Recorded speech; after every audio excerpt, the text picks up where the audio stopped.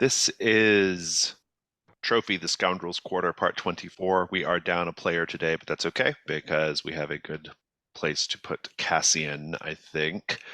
Also, I'll note that I am on a slightly different recording setup today because I'm not in my normal place. And so if I sound differently, that's why. Hopefully, it's not too bad. And let's just dive right in. The last thing we saw was Torum and Alina are enjoying the feast in this sort of big central feasting hall of the Huntsman's Manor, of the Manor of the Marquis near all. And Berwin and Cassian are on one of the upper floors, not at the feast hall, looking for the bestiary. And the last thing we saw there was Berwin was confronted by this gentleman who believes that Berwin has slighted him and is demanding a duel. And indeed, uh, that person is disrobed and has a dagger and is ready to duel with daggers. But Berwin is going to try to do a quick ritual, a circle of protection to keep the noble out. And so I think we're going to pick up with that right now. And so, Berwin, this is going to be a risk roll. Let's take a look at your. Um, well, let's talk about what could go wrong. I mean, everybody can make some suggestions about how this could go poorly for Berwin if anybody wants to. I mean, the obvious one is that the guy is already inside the circle, so he'll prevent anyone interfering to assist him, but won't prevent harm being done to him. I think that's pretty good. So yeah. Any other thoughts, Amanda? No, I don't think I can top that. That's really good. Okay, Berwin, do you have a light die that, or do you have a skill or piece of equipment that will help you out here? I got rituals. Okay, and very interesting. Do you want to see Devil's Bargains? I will put the Scoundrel's Quarter in danger as my Devil's Bargain, and if the others want to offer one, they can. No matter what, when you disrobe, the audience is going to see a tattoo that you wouldn't want otherwise seen. I'm not disrobing. Oh, well, that's not fun then. Then I take mine Berwin's back. far too modest. Yeah. I don't know if it's an appropriate choice, but I was going to say when you disrobe there's a flurry of laughter from the assembled onlookers. Oh. I'm taking the scoundrel's quarter. What are you people doing? Ow. This is great. Okay, so Brutal. let's roll the Scoundrel's Quarter ruin right now. So just make a ruin roll in the die roller and see if it goes up. I think if it's higher than 2, it goes up. It is 4. All right, so the Scoundrel's Quarter is going up to, I believe, 3 ruin, if somebody wants to note that for us. And you have 2 light dice. You have to do a dark die because of the ritual. I'm going to take a look at your conditions, too, because your conditions might have an implication here. I You don't have any You don't conditions. have any conditions. I do think, however, I think because you are doing this ritual really fast in a hurry, almost like without any, like no preparation, I'm going to put an extra dark die in your pool. So 2 light, 2 dark to All start. right, let's go. Let's party. 6 light and 6 dark. 6 dark is what holds, and your ruin goes up by 1. What does that put your ruin at now? That puts me at 4. Okay, but you succeed. So let's just have the scene of the duel not happening. What happens here? So I think as this naked, broadly built hirsute man comes at me with the dagger in hand. Berwin just sort of frantically rifles through his things and pulls out his sack of the good stuff, and he just sort of starts to fling it in the air. Um, but I think the ruin comes in because as he's flinging it in the air, he doesn't realize that he's getting it in his eye. So he's got this sort of salty eye thing going on, but he's managed to at least spray it in a circle, and there's this sort of glittering motes of, circle magic around them. Um, and yeah, well, I think both of them get in the circle so that neither of them can cause harm to each other, because he's a man of peace. He's a pacifist. He wants to talk this out. I love it. We'll come back to this in a moment. Alina and Torum, you are both at the feasting hall. Torum, you were tearing into some meat pies. Alina, you just got your cards read and received a very interesting reading involving Saint Ara the Torchbearer and the need to essentially make amends with Saint Ara the Torchbearer. Torum, what are you doing right now? I think where we left us was I was trying to convince Alina to get out of there because the pies are people. And I was trying to convince Torum to get his cards read because this card reader is fantastic. Torum, do you want to get your cards read or do you want to get out of there? I will note that no one is being no one will stop you from leaving, and indeed, no one has been overtly hostile or. I mean, they're Nice all a party. little weird, and they're clearly eating people, or at least to some degree, they're eating people. But um, you aren't in any overt danger right now. I think the notion of getting my cards read is pretty appealing, actually. And Intriguing. I don't want to cause alarm by leaving too abruptly, raising suspicion. Do you have physical dice in front of you? I do. You'll need one light and one dark, and you'll roll them, and I just need to know which of the two lands physically closest to you after you roll.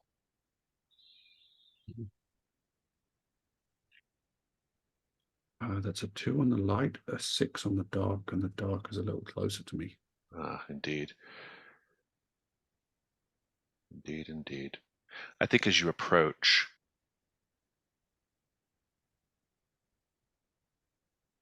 we see the card reader. She is, as I mentioned before, she's draped in like layers of sheer fabric, veils embroidered with stars, in gold and silver. She's serving the whole look, basically. Card reader realness, as it were. And she's at her table. And I think when you step forward, one thing you'll notice, Torum, is that all of the people have something to say about your horns. Not to you, but they all are kind of like taking note of it. You even overhear one This is what person. worries me. Yeah. You overhear one of them saying the one little conversation that goes along the lines of, well, on the one hand, he has the same curse that we do, but on the other hand, he bears the marks of prey. What are we to do here? And I think there's a bit of like a conflict there. Although the Marquis Nirals expressed nothing like that, and he didn't seem to be particularly bothered by your horns, or intrigued by them for that matter. When you reach the table, the card reader, she goes through her spiel like she did with Alina, spreads the cards out, and invites you to draw one. The card that you draw is Saint Mira, an armored saint standing before an empty throne. The card of Saint Mira is about paying homage to those that came before or to your superiors. And yet you have drawn it reversed, indicating something entirely different. In the first position, reversed, the card would suggest that in the past you have held devotion to an empty ideal. Or perhaps it means you need to put devotion to an empty ideal behind you. Draw your second card.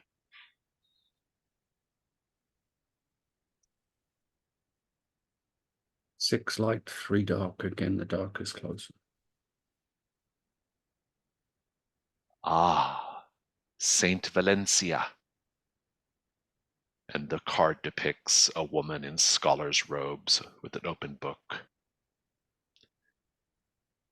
An indication of the need to engage in careful study, or perhaps in the middle position, an indication that you are engaged in careful study.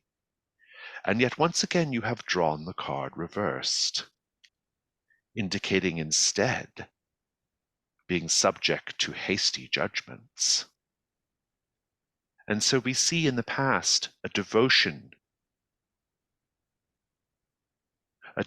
to an empty ideal, and in the present being enthralled by hasty judgments, your own, or perhaps the hasty judgments of others. We shall see. Draw your third card.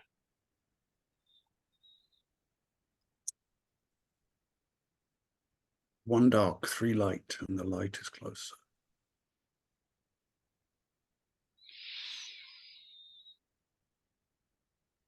Ah, now we are getting to the truth of the matter. Saint Barthus, holding aloft her burning hand, an indication of progress through pain. This is what the future path holds for you. And so, in the past, we see your devotion to the empty ideal. In the present, we see hasty judgments. And in the future, the need to hurt yourself or others in order to achieve your goals. Do my words have any meaning to you? It's through pain and suffering has ever been the way. Yes, indeed. Tell me about your Progress toward ideals. what? What has not served you well in the past?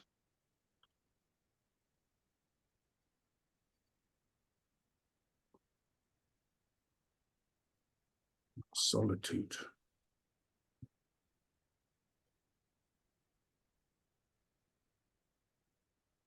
And yet, perhaps you have embraced the company of others too hastily. Perhaps you must return to solitude, to a life of emptiness and pain in order to achieve your ultimate goal. Perhaps the one that you seek, the lady you seek, the lady you find yourself in service to, the lady with whom you keep company. 3 different ladies, 3 faces of the same, who can say for sure?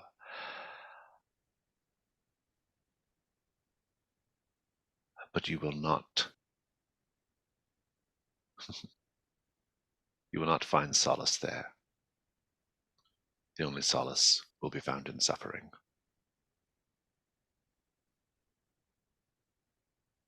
And yet,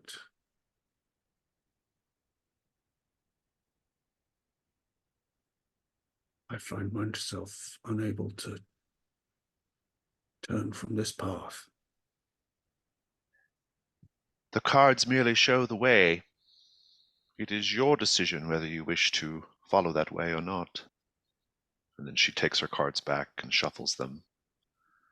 And she beckons to the next reveler.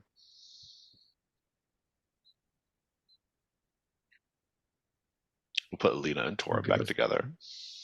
I give a small bow to her and walk away thoughtfully. I immediately grab your arm. Amazing, right? Much to think about. Right? Isn't she incredible? She was a little off on some of the things for me, but not very much. Goodness. So what did she tell you? Tell me everything. I have still to process her words. Oh. What did she tell you that you found so inspiring? Oh, basically that the saints have chosen me, and I have to go and find Saint Ara to, I don't know, fulfill my destiny, I'm sure. Basically that kind of thing. Seems she spoke words that were welcome to you. Of course. Why would anyone speak Perhaps, unwelcome words to me? perhaps the words that you wish to hear. No, I don't think that's it. Very well. But Did speaking you of more pressing say there was matters, people in the pies? yes, I think the prey of these hunters may be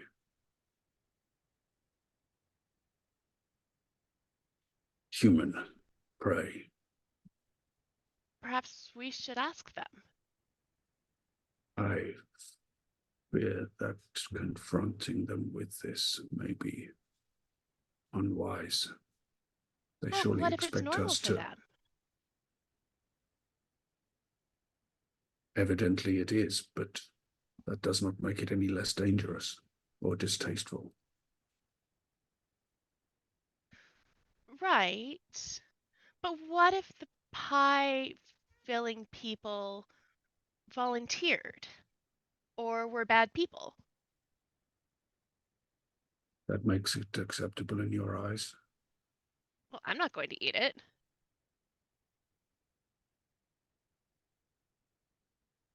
But if that's what the saints want for them, then who am I to argue?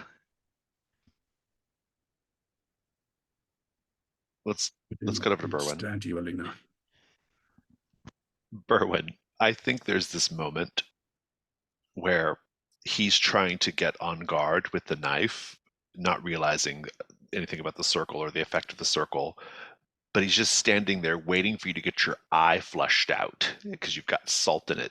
He's like, "What are you doing throwing salt in your own face?" It was not by design, I can assure you. Bloody hell. A coward's tactic, no doubt. Wouldn't it be more to my advantage to throw salt in your eye? If you wish to No, summon no. my sympathy because I am to just believe that you are a bumbling dolt, well, rest assured, I do believe that, but I will not spare you nevertheless. Well, no, you will, because he just sort of gestures towards the sparkling circle around them. What witchcraft is this? And he lunges with the knife, but he can't lunge very far. It's like, Now, let's be reasonable. Let's talk things out. Man to man, man to man.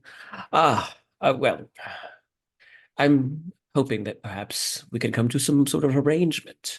See, I'm here looking for a particular tone, and you're here looking for blood, clothing, something of the sort. Either way, perhaps we can come to some sort of agreement, some sort of partnership here, since it seems and he looks around, my other compatriot has run off. yeah, indeed, Cassian's not there anymore. Maybe Cassian has gotten a lead on the bestiary and has left you to it. This man says, "First, you besmirch my honor. You humiliate me, and then you wish to gain my allyship." Well, yes, I imagine it's a lot like the duel itself. If I had just stabbed you, you would be dead and at my mercy. But you're not, and here we stand. So in either way, I've won. So as the winner, I feel like I should dictate the terms of my winning. And well, You did not win. no, You I think I used did. you used sorcery to win. To win. Yeah. Well, you have just then admitted that I have won. I used quotation fingers when I But said you win. did not. You did not raise your fingers. Well, you just couldn't see them. I have No, a I knife see in all one of you. hand. What am I supposed to do? I know. It's frustrating when when your blood is racing and you just want to pluck my eyes out or slit my throat and you can't. No, I want to stick my knife inside My your intestines. well, perhaps time for that shall be later. Until then, can we come to some sort of agreement? You and I. Listen, I know that you're the violent sort, and well, I can appreciate to some extent. I have friends who are rather violent. I have one downstairs who has bull horns and has been known to tear men to pieces. It's quite a thing to watch, really. In fact, perhaps you should duel him. I have no quarrel with your friend. No, but you don't have any quarrel with me either. So you say. No, I know. Now I have two quarrels with you, because you have used chicanery to get the upper hand here. What was the first quarrel? As if I need to tell you. You do. I don't know. Mm. No more games. Well, in any event, you will not attack me in the circle. I will not attack you in the circle. So you can either step out of the circle. You'll be free to attack whatever you want, but I will be staying within the circle, and you will not be able to attack me. Or we could move ahead, move forward in this dialogue. Let me ask you this. When the hunt begins, the Marquess Nearal is going to ask if you wish to join it. Are you going to join it? Perhaps a spectator, really. You either hunt or you are hunted. Both, by the way, completely equal noble options. All celebrate in the end. So when you say I could be hunted, what do you mean? What do you all hunt here? Are you going to be hunted or are you a hunter? It is not my place to go into the details of the great hunt. Fair enough. But are you planning on hunting or being a hunted? I will be a hunter. Oh, well. And if you are the hunted, rest assured, I will I will train my gaze upon you. Well, what if I'm a hunter? Then we shall run side by side with nothing but our pelts to defend us from the chill night air, and we shall sink our teeth into the prey. And perhaps, if we are lucky, we will be part of the vanguard that will assist the Marquess in taking down the great prey, that which has eluded him for centuries. And who, pray tell, is the pray tell? Who is the great prey? You ask too many questions. I do. I like to know things. I'm curious.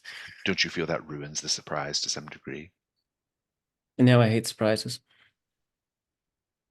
Ever since I was a child, I've hated surprises.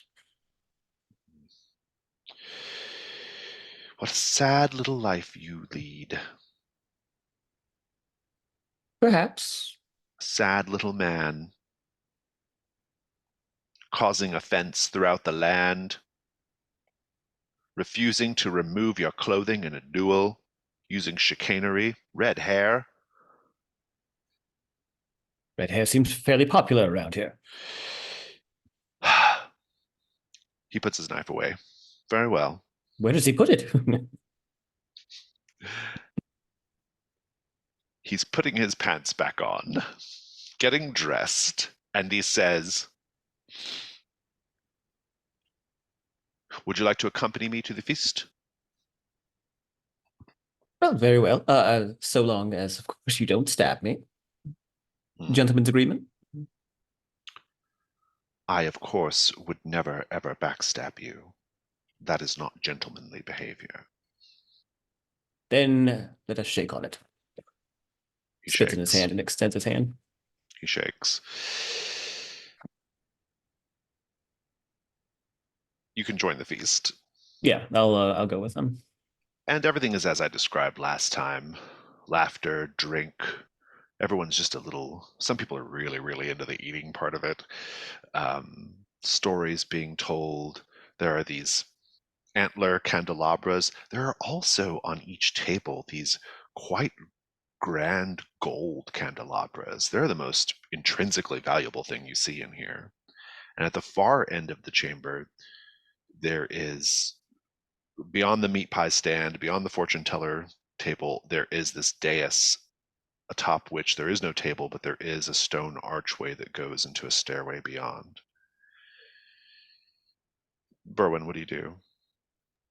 Well, if I see Alina and Torum, I throw my hands in the air and say, "Friends!"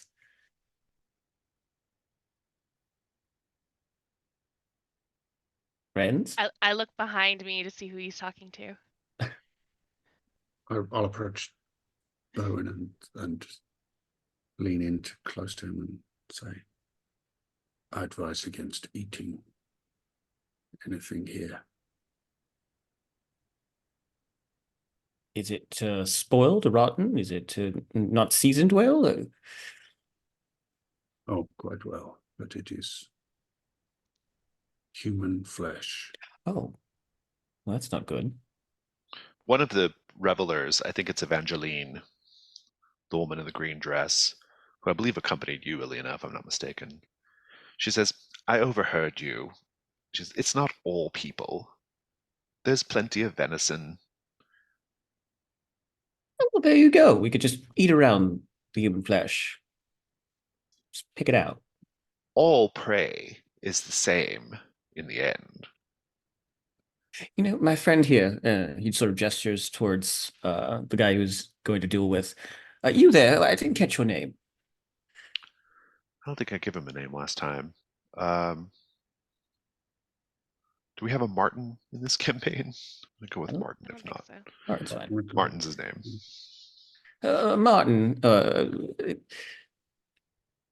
he mentioned something about this hunt. Wondering, perhaps, if you could give us a little tip about it. Evangeline says, the Marquis Nirol is going to ask you if you're going to be a hunter or the hunted, and that will determine how the remainder of the evening goes. Rest assured, there's no danger from any of us if you choose to be the hunted. Well, that's with a slight caveat. The important thing to know is that we view both hunter and prey equally. Both are celebrated with equal relish at the end of the hunt, because in the great, grand cycle of things, you have to have both. And that's where you get your people meet. Well, I'm sure those people, whoever they were, understood well what they were signing up for. Or perhaps,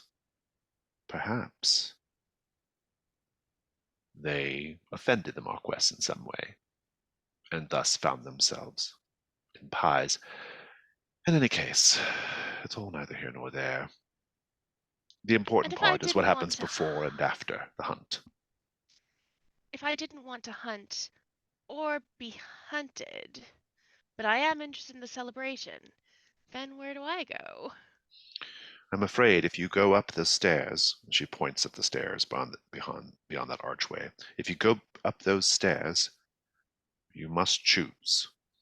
Otherwise, turn around and go back to wherever you came from. Oh, I can just stay here and have some more food. Get my cards Well, read again. yes, I suppose. But I just wanted to know if this is voluntary or not, basically. no one is going to force you to go up those stairs. See, Torum, it's And not if a we big deal. and what is to be gained by going up the stairs? And she looks at Martin, and Martin looks at her, and Martin says, they want to know everything. She says, Sorry, but it's that all would new ruin to the us. surprise. I've already told you more than I should. Listen, Evangeline, was it? Yes. Perhaps you can tell me then. what is so significant about those upstairs, and why does it determine our involvement in this hunt? Make the hunt roll. All right, and then I'm attempting to use charm here as a skill. Do you have a charm skill? I do. You do, yeah. Okay, go for it. Yeah. 2 dice. 6 light. Very good. The Marquis searched for many years for a sacred hunting ground. And once he found it, he spent many more years building those stairs which will take us to it.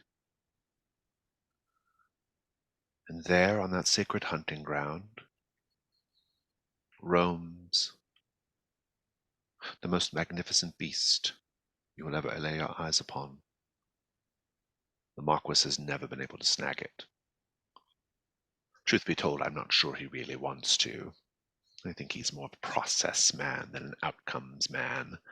He enjoys the hunt more than the kill, if you know what I mean.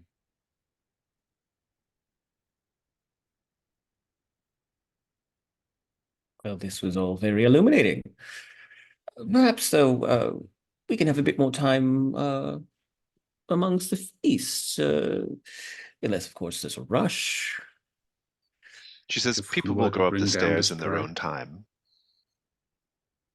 If we were to bring down this prey, If you're lucky, you'll be part of the Marquis's pack when they bring it down, if they bring it down. But like I said, he's made so many efforts and he's never managed to do it. But who knows? Maybe this will be the hunt. If we were to be a part of that pack, say, what would be the reward for it? What do you think he would give us for it? You'll have to take that up with him, I think. Is he around? Yeah, you see him laughing and, kind of regaling a few starry-eyed onlookers. Well, I shall be back, and he'll go towards the Marquess. hmm So, what are the other two of you doing? I'm going to go with Bowen. Alina?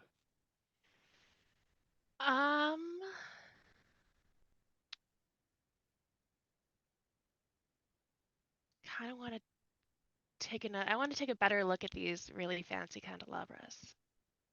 Mm. They're pretty valuable. Yeah. They're worth probably 2 gold each. How many are there? There's probably 6 great tables, so Oh, 6 I'm not big gonna gold miss one. candelabras. Probably not. I Want would to like take to just go one? to an empty-ish table and examine the candelabra closely. What kind of information are you looking for? I want to see who's watching me, if Mm, anyone, mm. just to see if I could. I'm not going to do it right this moment, but if I could swipe one, who would notice? I think that table where the guy ate the mouse, I think that table is emptied out a little bit, but he's still there. He's like sticking his 2 fingers into a little pot of gravy and kind of. Mm, oh, oh, mwah, mm. And then he sees you there finally, and he's like, "What?" Oh, nothing. I'm just looking at this very exquisite candelabra. You go back to your delicious meal. That Mm, looks absolutely fantastic. mm, oh, oh. He In does. fact, and I'm gonna, because you said there's like heaps of food everywhere, right? Mm, I would like to go and find something delicious to put in front of him to distract him so that I could take okay. this candelabra. It goes off fine. No one stops you from taking the candelabra. Oh, good. No one seems to be too bothered by you taking the candelabra. It's so pretty. I want it. And you can even put it in your sack. I will. You have a gold candelabra, it's worth 2 gold. Meanwhile, The Marquis sees you approach Berwin, and he stops his holding forth and says, "Ah, have you finally managed to loot the place completely?" Not completely, no. No. How's it going then? Well, we had an interesting discussion, my friend Torm and I, with Miss Evangeline regarding Oh, this yes, hunt. yes. Mm, Yes, yes. this very exciting hunt. Well, I just had some follow-up questions. Namely, well, what kind of quarry are you hunting, and Did you what not would pick up a brochure on your way in? there's a brochure? No, I didn't see one.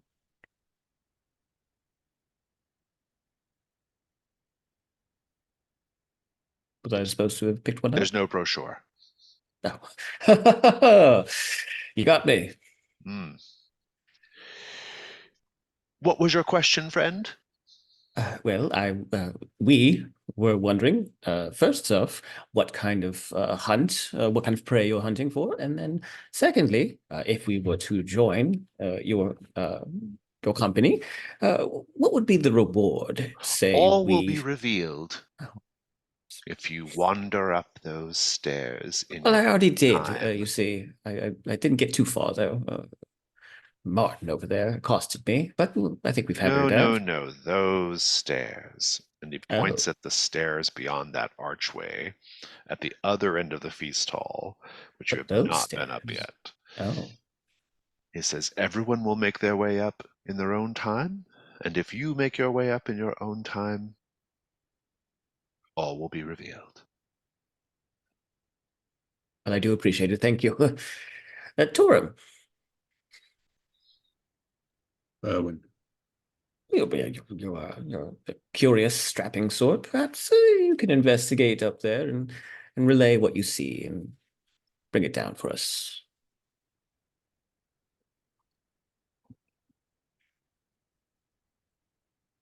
I fear if I do go up those stairs, I will not return until the hunt is over. But I confess, my curiosity is piqued. Yes, you should follow the curiosity. But be careful, though. That rather goes without saying, Berwin. Here, take some of these, and I'm actually going to hand you off my numbing herbs just in case you need, like, some salves or something on the fly. Take this. It'll help with whatever ails you. Just be careful. Come back to us. Whole, maybe less bull-like.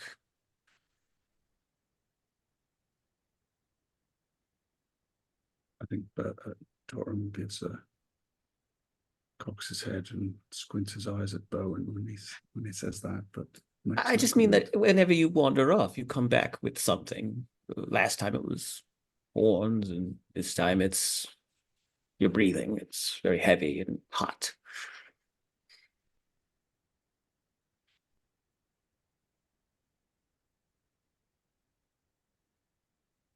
it was too much to suspect that you would not notice, I suppose. Well, Very well. he just slaps him on the shoulder. Go get him, champ.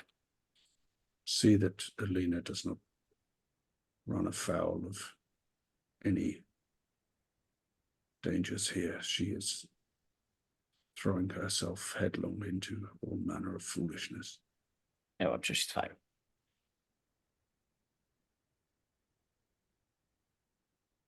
Are you going up the stairs, Torum? Defeated. Yeah, Very well. I know they're going to hunt me, but You begin walking up the stairs. Up the stairs. Let's check in with Alina. Alina, where did we find you last? I was stealing candelabras. Oh, Only that's one. right. You have one. So, I think I'm actually just going to walk up to Berwin because I noticed Torum's not there. Did he go up the stairs? Yes, he did. Oh, good. We can find out what's up there. Yes, and we will enjoy the revelry. What is there to do around here other than eat? Oh, you must get your cards read. It's absolutely incredible what this woman can do. By all means, then, point me in the direction. I'm just gonna haul him like over by arm and push him into the front of the line. Oh, hello. The card reader gives her, she says, "Welcome, seeker of knowledge." She spreads the cards out. You will draw 3 cards, one to represent the past, one to represent the present, and one to show a possible future. Be advised that the cards never lie. No, but the people telling them do. But in any event, yes, I'm excited. I'm ready. And here I will ask you to roll a light and a dark die. I need to know what they are and which one is closer to you. All right. Ooh, it's snake eyes. But the light is a 1 closer to me. She draws a card and she flips it over, but it's blank. There's nothing on it. She says, "Oh, no matter. Draw your second card." Yeah, I think you're supposed to take those out of the pack. It's 4 light. And I got 4 and a 4 again. I got weird. Okay. Which one's closer? Light. She draws the second card, which is also blank.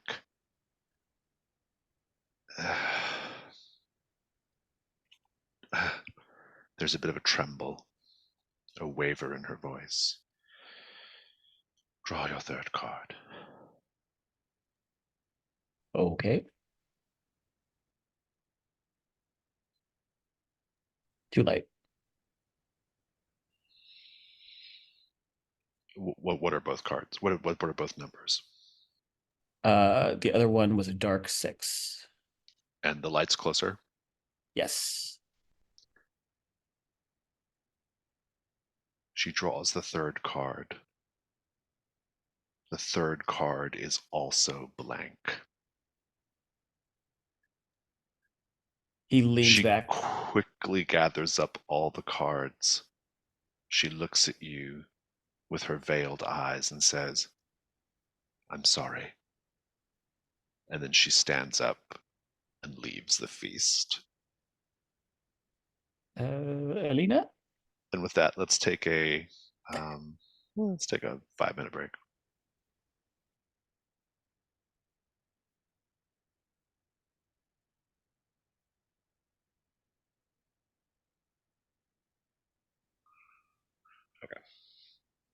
Okay, we're back. With Torm going up the stairs, Berwin having gotten a slightly askew card reading, the fortune teller leaving, and Alina, what are you doing? Well, I was waiting to hear the news about Berwin's fortune. But now that the fortune teller has left, I think I'm watching her go. Did she go up the stairs or did she leave out through a different door? She goes through she leaves out the way you came in, yeah. Ah, She's leaving the manor. I want to catch up to her Hmm, before she leaves. interesting. When do you stop her before she leaves the feast hall? Yes. She says, "Do not delay me. I must leave this place." But you said that we shouldn't join the hunt, right? Does that mean we shouldn't join the hunt or we shouldn't be the prey? Because if there's something really fantastic up there, then I don't want to be left out. And I think make a hunt roll.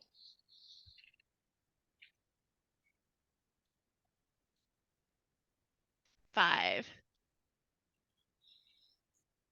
take your token.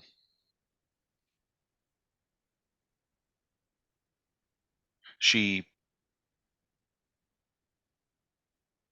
says nothing to you, but she does take her cards and she pulls out one seemingly at random. But when she flips it over to you, it's the card of Saint Evelyn with her scalpel and bloody rags. And she says,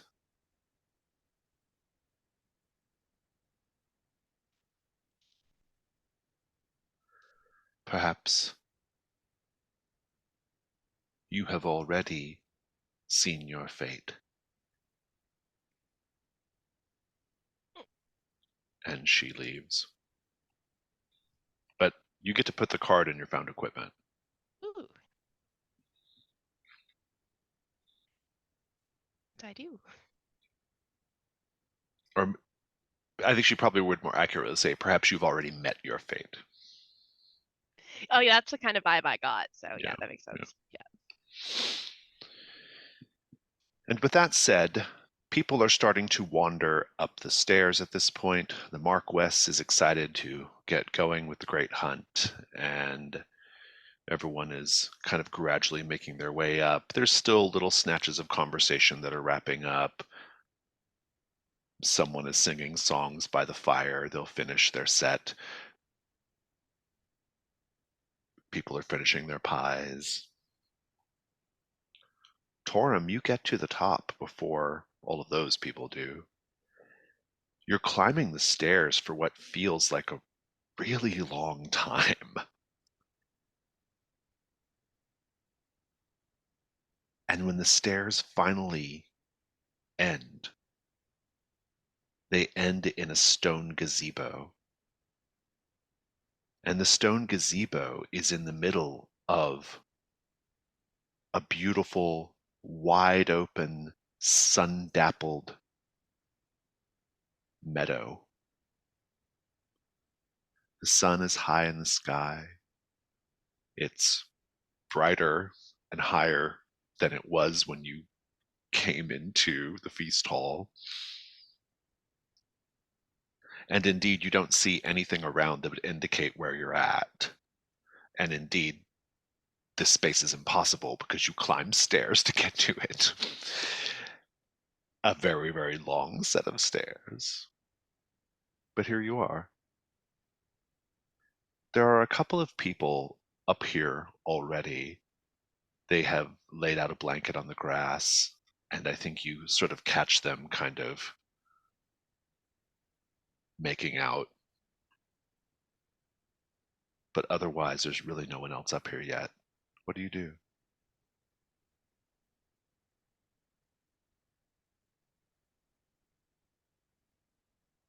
I look around to see if there are kind of trails leading off, if this is a hunting, location. You would expect to see like game trails or places where, the animals have been driven in the past, or where paths the hunters use Make a leading hunt out roll. of this meadow. Yeah, make a hunt roll. Okay, let's take a look at skills.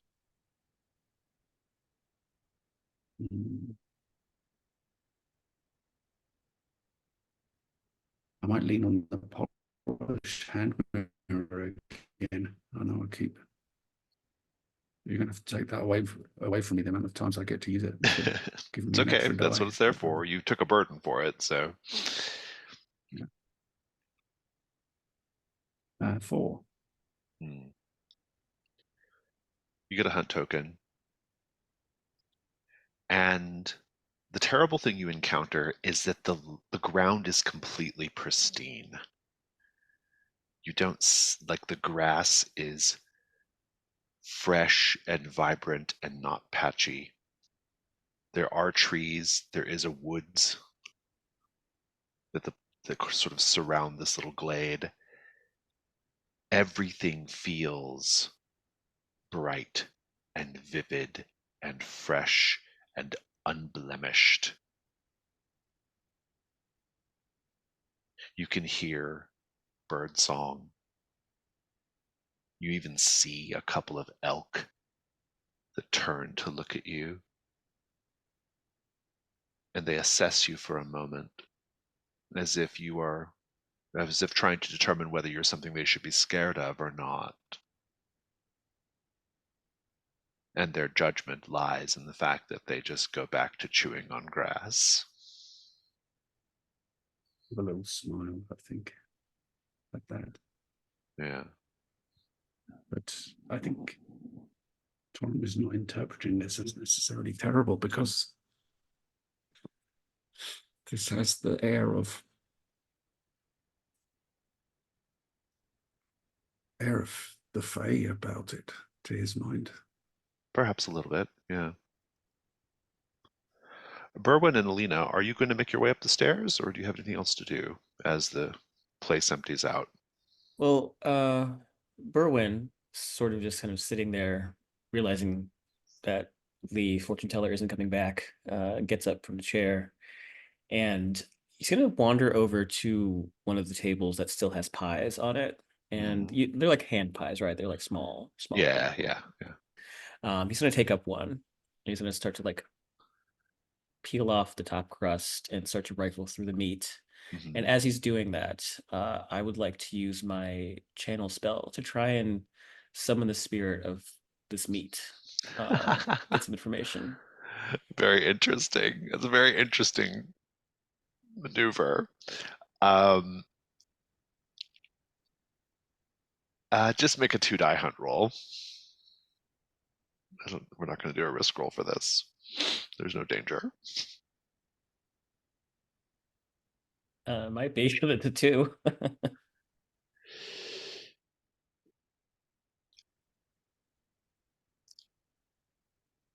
The only thing you can discern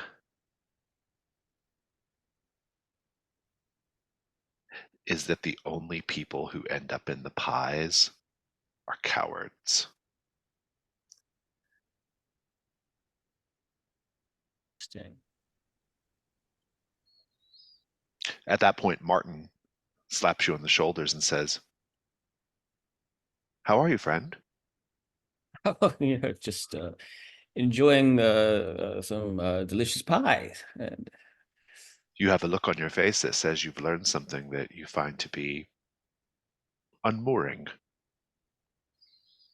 perhaps I have. Perhaps I will join this hunt. Very well. We shall run together then as packmates. Perhaps I would still prefer to keep my clothing on if it is at all possible, but That is not an option, I'm afraid. of course it's not. Well, what do we do? Do we just walk up the steps? Yes, come. You and I shall go together. Very well. Alina, what Okay. about you? I think I turn back from my encounter with the fortune teller, and I see that the room is empty. Yeah. There's nobody left. Yeah. And I look around, and I think I'm kind of considering like, oh, I can go and take whatever I want from the manor, but if everybody else is up there, then I don't want to miss out. Mm. What if something incredible happens? Mm. What if they need me? What if this is part of my destiny? Could be. So I think I'm going to go up the stairs. The flight of stairs is very long. It's a spiraling staircase. It goes on and on. It lasts long enough to where you almost like at a certain point you maybe like stop and kind of forget where you're even headed or what the point of any of this even is. And just when you are about to turn back around and maybe just go back downstairs, unclear of if these stairs are ever going to end, you are there at the top in the stone gazebo. Many more people are there now. The sun is high in the sky. You see Torum. Folks are laying in the grass, laughing, chatting, talking. The Marquis, now shorn of shirt, addresses the group, all of you gathered, and he says, "We have new revelers amongst us," and he indicates to the three of you. Everyone kind of gives you like a polite nod of acknowledgement, acknowledging your presence. They have a fourth companion, but I think that one is still downstairs, stuffing his pockets with the silver. And there's a laugh, an ironic laugh at that. Soon, our guests will have to choose whether they will be a part of the pack or whether they will be the quarry. Both choices are entirely honorable. But first, before the hunt begins, we must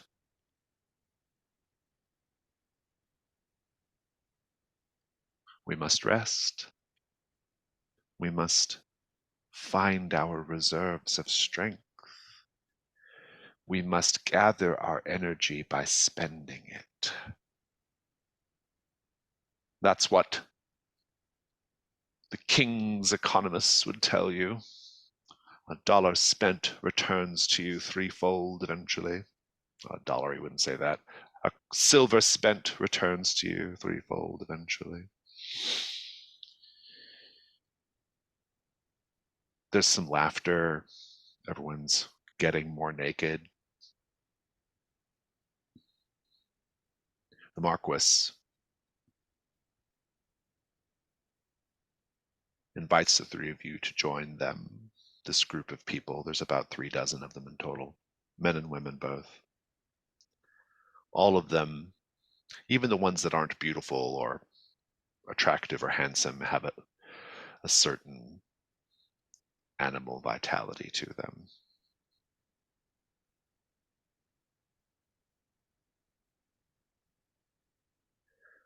We hunt at nightfall. But for now, we gather our strength. Someone blows a horn.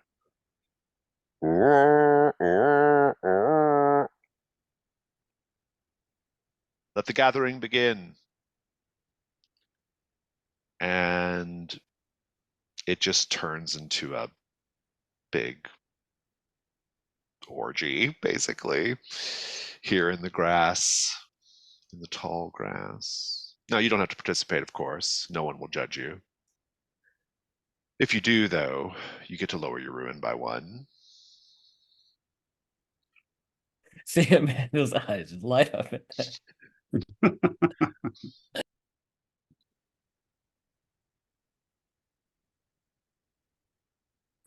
What are the three of you doing right now?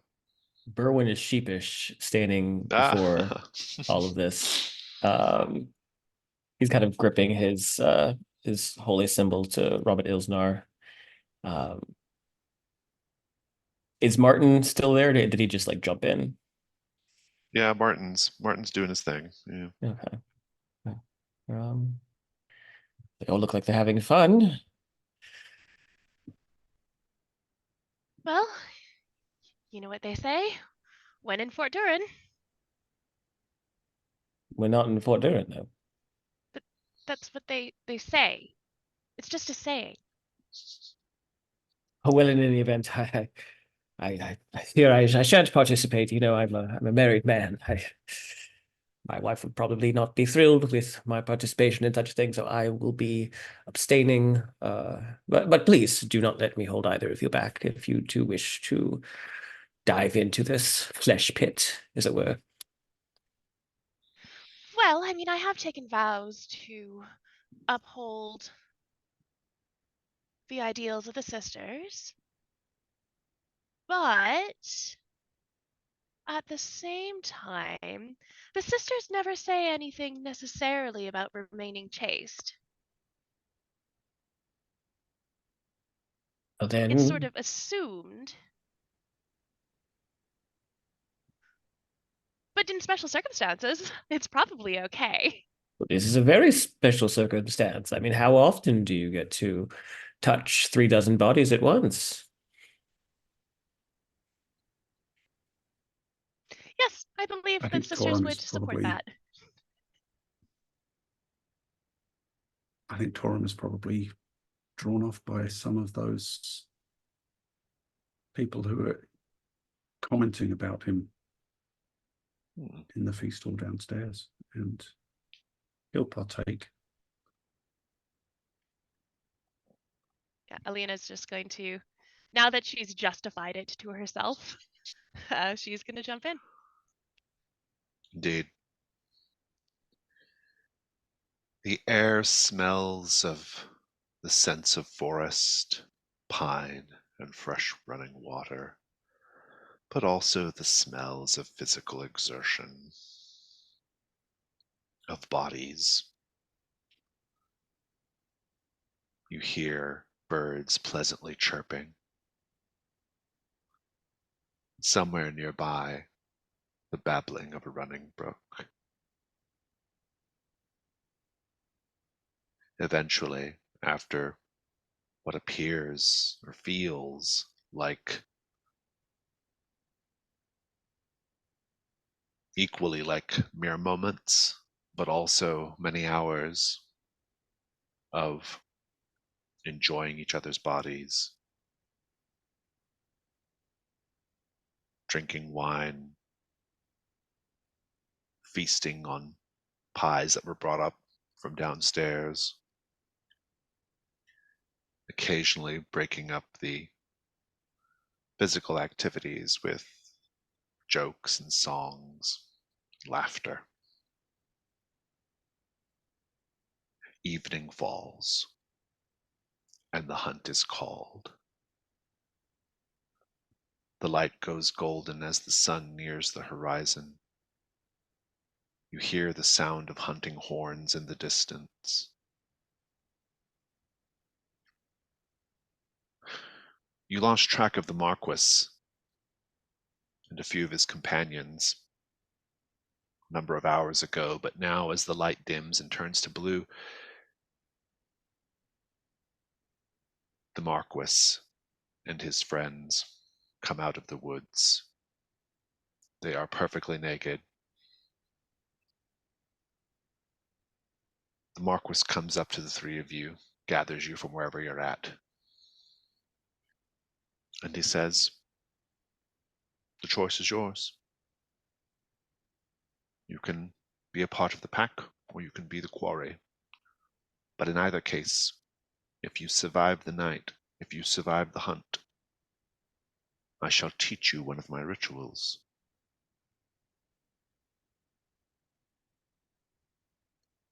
Well, Or as I oh, you can go back downstairs, and we will not stop you."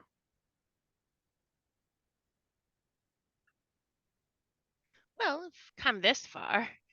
And you can each make your own choice. This doesn't have to be a group decision. no, of course not, of course not. I mean, I could just go back and find Cassian and could just find the book. But no, I made a Could promise go to you. steal the rest of my candelabras. I think Torum turns toward the people he's with and says, "What becomes of the quarry in this hunt?" One of them says, "If you survive, you celebrate with the rest of us. If you don't, well..."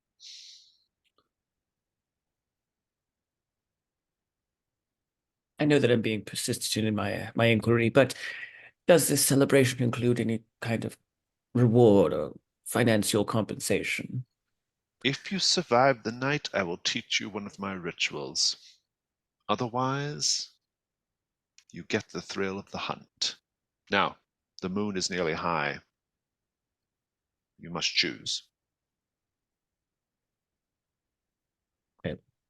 I did promise my friend Martin there, and I think Martin is still getting it on. But I've promised him that I would join in the hunt, and Well, I am not certain what the future holds for me. The cards made certain of that. But I will endeavor to shed my cowardice, and he starts to very boldly start to disrobe. I will shed my cowardice, and I will join you in the hunt. And he's now just naked for all to see. My goodness. Have you ever allowed your body to be touched by the sun? No, I get sun sick. I get headaches when I'm out in the sun too long. What is your choice, sister? Well, I suppose if everybody else is hunting, I'll hunt too. And you?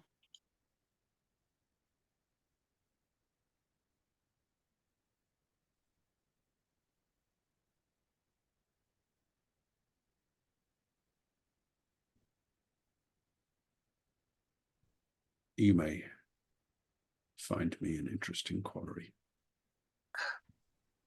Torum. Well, I don't want to hunt Torum.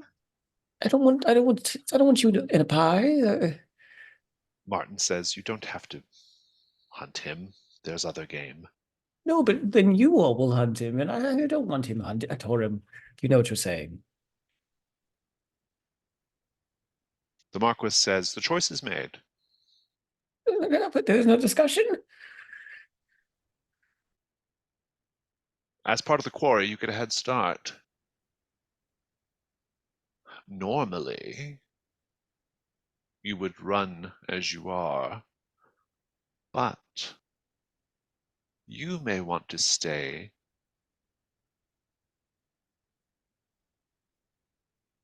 long enough for the moon to get full. That might be to your advantage. The moon will find me. Say that again, Rob. We couldn't quite hear you. The moon will find me. Very well. Off you go then. And here you see the other quarry, which are just like massive elk kind of scampering off into the woods. And in the very far distance, above the tree line, you see a rack of antlers, which is the true prey. Do you run off? Yeah. As for the rest of you, and here Martin and and Evangeline and a few other folks, most actually just stay there at the orgy and are too drunk. They're going to party.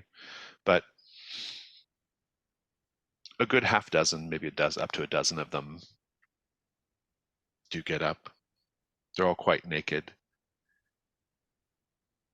The sky's blue becomes black. Clouds fill the sky and mist pools on the ground around your feet. You are invited to take a position at the front of the hunt in order to prove your worth.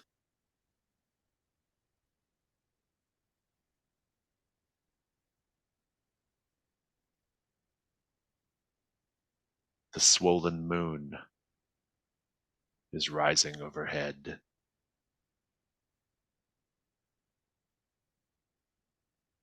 But not yet completely risen. The Marquis and his pack, they have horses. They get on their horses, naked. They give you horses. And the hunt begins. The horns are sounding. You hear the prey up ahead. You can actually smell the prey. This is unusual. It's strong in your nose. You can smell them so well, it's almost like you can see their trails.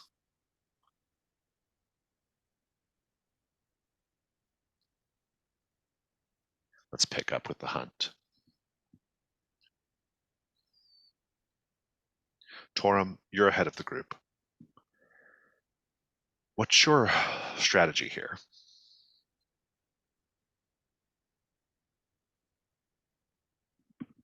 Well,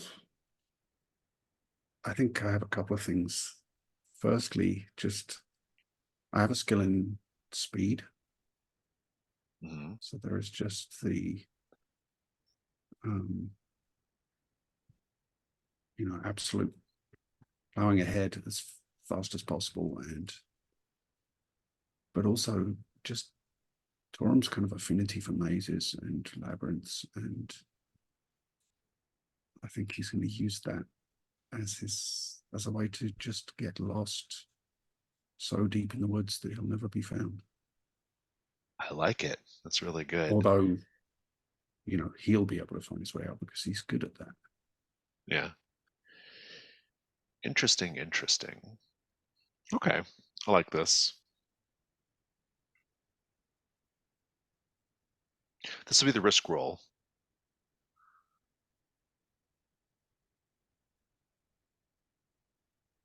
Amanda, Jack, what do we think could go wrong here?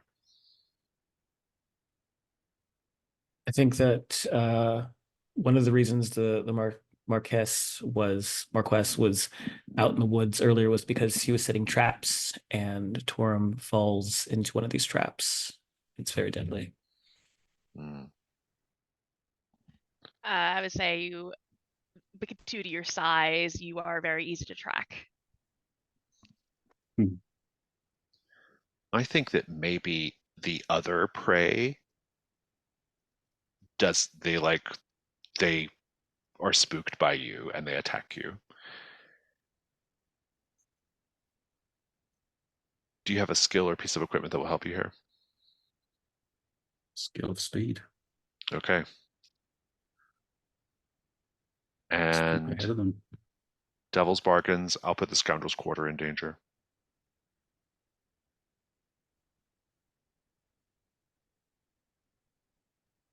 I will happily take that unless anyone else has something intriguing. No matter what, you'll find that one of the elk has been to Count Ashima's Forbidden Festival before, and if you manage to keep them alive, they will give you information about it. Oh, that's pretty good. Yeah, I knew there was something Fey hunt going on here. I really like that. That's playing into exactly what I was going for. Yes, I'll take it. Yeah, I think the way we'll if you want, I'll second that. And I think if you take it, the way we'll represent it is at the end, I'll just give you some gold for your hoard to represent you getting closer to the Forbidden Festival. Amanda, are you going to third it, or do you have another option? Oh, I third that. That's awesome. Okay. 2 light dice, So and I don't think it's a dark die yet. You can just do 2 light. 6 light. 6 light, very good.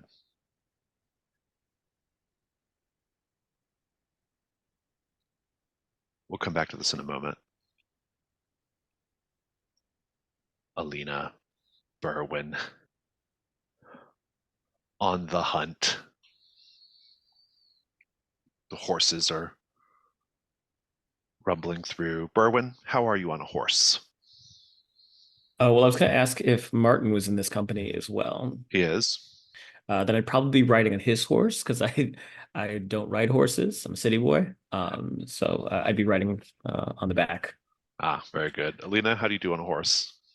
I don't know how to ride a horse, so I imagine I will probably be riding with Evangeline. Very good.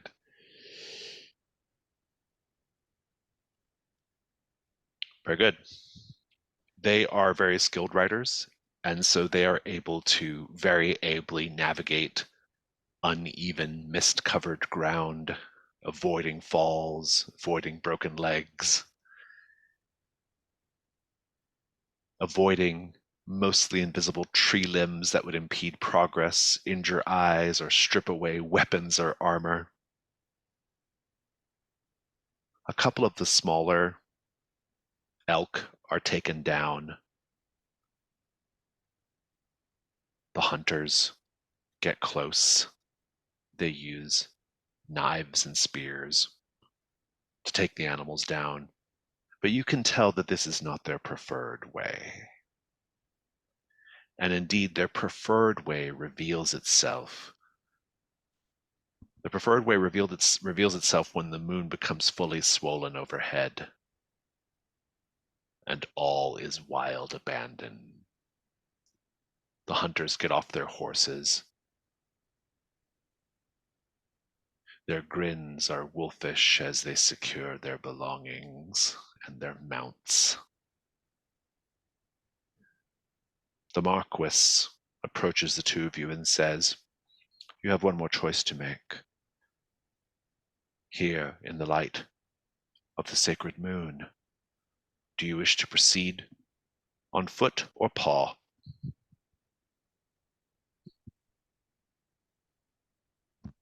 Is that I didn't know there were options. Well, I was on the horse. The horse that paws? Paw it is. And then, Alina, you immediately start to feel incredible pain in your body. He looks to you quickly. Do you wish to go on foot or paw? I'll stay on foot. Very well. And Alina, and really, truly, Berwin, you will see Alina transforming. You will see Alina, you'll hear her scream as her skin stretches, as her bones reshape, as they break and refuse, as she goes down on all fours, as a thick mane of golden fur begins sprouting from her body, as her mouth extends, as her teeth become more canid, and her eyes fierce and yellow. The others have also transformed, though their process is much quicker and less excruciating. But you are now surrounded by mostly wolves. There are a couple of people who have chosen to not transform. The Marquis. I do have a couple of mechanical questions. Sure. I went to ask this before the hunt started. So we're naked. Does Yep. that mean we don't have You don't have our your armor. equipment? We don't Nope. have our armor. Okay, I wanted to double check that because I can't imagine my armor would have stayed on after all of this. Yep. Okay. The Marquis has chosen not to transform. He says, "Very well then, let us go." And he just has his hunting spear and he charges forward. What do the two of you do? Everyone else is charging forward. Well, it's a quick question. Even though I disrobed, I would like to try and keep my amulet on because it is my like holy symbol. Would that be okay, or is it You like can keep your completely amulet naked? on. That's fine. Okay, Yeah. cool. And then if that's the case, then I will look at Alina, who is now a gold wolf, and I'll go, Alina. How much of my mental faculties do I retain? I think once you master it, quite a lot, but right now, maybe not so much. Would I recognize Berwin Yeah, I think so. enough that he could get on my back and I could just take him, Sure. chase after the other people? Yeah, that sounds good to me. Yeah. Yeah. I think I just sort of gesture. Go warg style. I'm into it. Very well. Well, he's a tiny man. He's only like 5'4", so Hey, little yeah, jerking.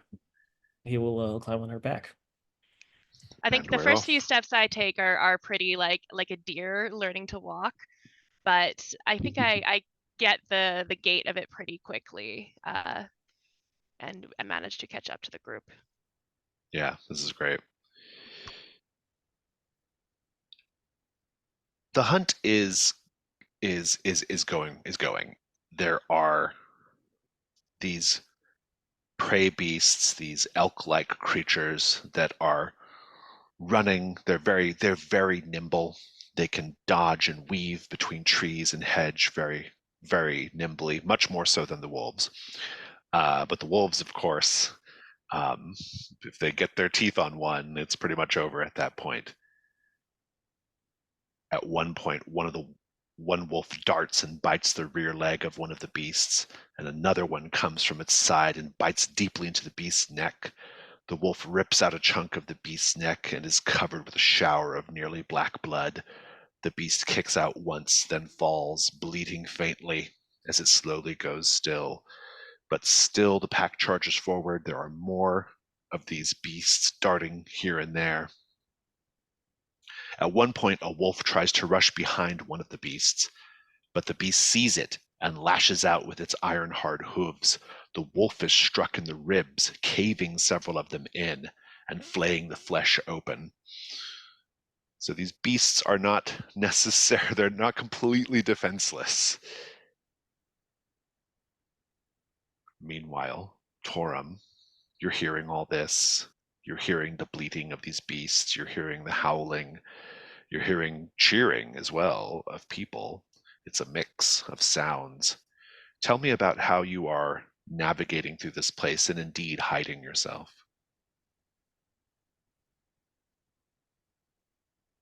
Yeah, I think it's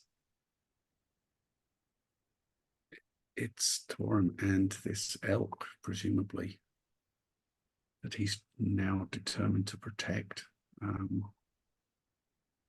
And What about the elk? What about the elk convinces you that it knows the way to the Forbidden Festival? I think there must be some kind of marking on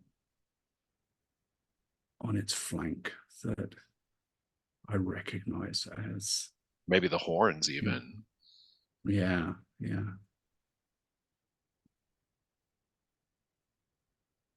Yeah, or maybe, even better, I think it's the shape that the horns have grown into. They're not just the regular kind of elk-shaped horns, but they kind of viewed from the right angle, they form a symbol that is something Torum recognizes. That's, a symbol that he sees in his dreams. One other thing. Yeah. As the moon swells, the sacred moon is causing you to make a full transformation. What does that look like?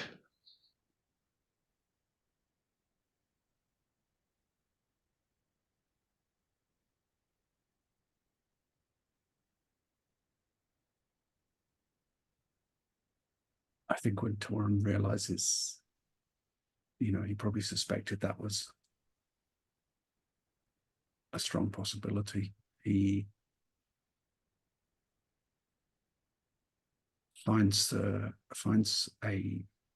large hollow tree, and as his body begins to swell and change, he pulls off his armor and his helmet, and I think the helmet's even like buckled by the horn growing, and kind of stashes it, covers it with leaves, and in this dim light through the trees, we just see that his silhouette changing, swelling, becoming quadrupedal, and he turns toward this elk, and there's just a blast of air as he blows air out through his nostrils, and kind of swings his head to indicate a direction, and they dash off, twisting and turning deeper into what looks like very overgrown areas, but Torum is spotting hidden paths and ways that might might look like too narrow a space for such big creatures, but there is just enough to get through. Alina and Berwyn, a chance to prove yourselves in the hunt has presented itself. You see one of these horned beasts with a particularly large rack of horns. It's the biggest one you've seen so far. Despite its size, it is able to leap over brook and leap over hedge with ease. It uses its rack of horns to knock away branches, to clear a path for itself. Taking down the beast is a risk roll. One of you would be the principal roller, the other can be a help if needed. Rob, what could go wrong here? Actually, first of all, who's going to do the roll? It's been rolling better. Amanda, you can make it. Okay, sounds good. I think I have an idea for how it could work out too. So Very good. Rob, what could go wrong here? I think in your headlong rush to chase after this thing, you get separated from the other hunters, and this creature is, when cornered, and when you don't have the numbers to encircle it, it's incredibly dangerous.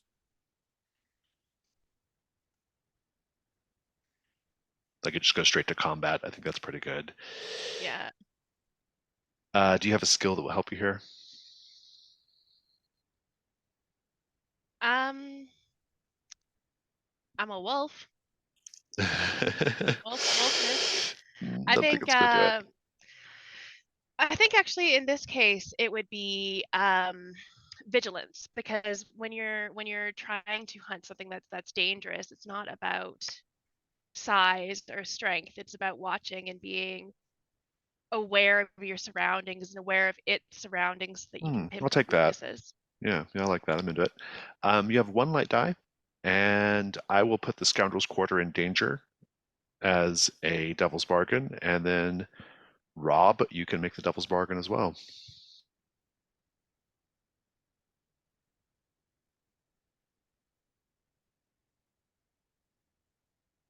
I think devil's bargain, no matter what, something about the transformation that Alina has undergone becomes permanent. Oh, I love that. Yes, I will absolutely take that. Two That light sounds die, awesome. 2 light dice and 1 dark, and then after you see the results, you can decide if you need help from Jack or not. 4 light. 4 light. You can bump this up to a 6. I'll tell you what the complication is, and you all can make a decision about it. The complication is going to be, you're going to succeed because you got a 4, so you're going to take down this prey. I think the complication, though, is that Martin had marked that beast for his kill, and he's pissed, and he leaps in and wishes to to settle a number of scores with the two of you. If you don't want to deal with that, Berwyn, you can help out. If you want, you can add a help die if it comes up a 1, because that's what the dark die was in Amanda's roll. Then you take a ruin, but otherwise your die gets added to the pool.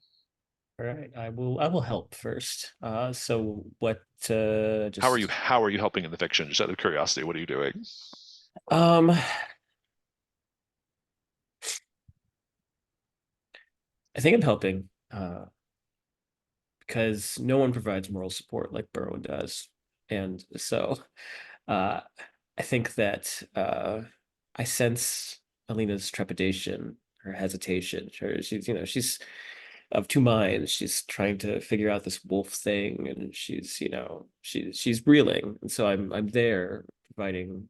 I'm a firm anchor for emotional and mental well-being for her. You're stroking her fur. Yeah, I'm giving her scritches on her neck. Exactly. Yeah. Very good. I love it. That's fantastic. Let's get some get a help die on the table. What does that look like? What do you got? A 1 and a 2. Or for help, you just roll. There's just a single help roll. Oh, weird. I'm just clicking roll for help, and it's just making two dice pop up. Oh, it popped up on mine as a 3 and then a 6. Yeah, I got a 3 and then a 6 as well. That's what. Oh, okay, yeah. I don't know what's going on in my right The dice 3 roll is the then. important one. It didn't help. Okay. Do you want to add a dark die and try again, Alina? Yes. So that's too light to dark, if I recall. Yeah. It is indeed. Yeah. 6. Nice, 6 light. That will do it. Please describe together how you take down this beast. I think the scritching thing is happening, and I'm starting to feel a little bit more hyped. And we're chasing this beast, this elk, and I think we get to a point where we kind of have it cornered. And I think I just shrug you off, Berwin, and I run around to face this beast head on, so we're flanking it. Flanking bonus maybe. And I think I start to do that thing, that dogs do when they're playing, but they're not really playing, where they're kind of pushing into you to try and make you back up, to try and show their dominance. And I think I'm doing that with the elk. And as it backs up, it gets closer and closer to Berwin. Were we allowed to bring our weapons with us, I assume? If you're on foot, yes. Okay. So then I think if Alina is sort of using this opportunity to sort of corner and threaten the beast, Berwin, taking note of this, will take out his hefty cudgel and just sort of crack the beast on the back of the legs, trying to subdue it so that Alina can go in for the kill. We can't hear you, Amanda. I think it does go down backwards after Berwin's hit on the back of its legs. And as it goes down backwards, it throws its head back. And I go in for the jugular with my teeth at that moment. And I just grip in and hold on as hard as I can and shake it back and forth, trying to basically pull its throat right out of its head. And hopefully it'll just bleed out. I imagine I'm pretty bloody though. The Marquis on foot, flanked by a couple of wolves, comes up to the two of you and he says, "Fine kill, a fine, fine kill. We did it! Look there." And he points, and you see the trees shaking. You see antlers above the tree canopy. You see haunches that go way above your head. There it is, the great beast. The two of you have proven your skill. You shall run alongside me. This night, we claim the glory I have sought for so many years. This night,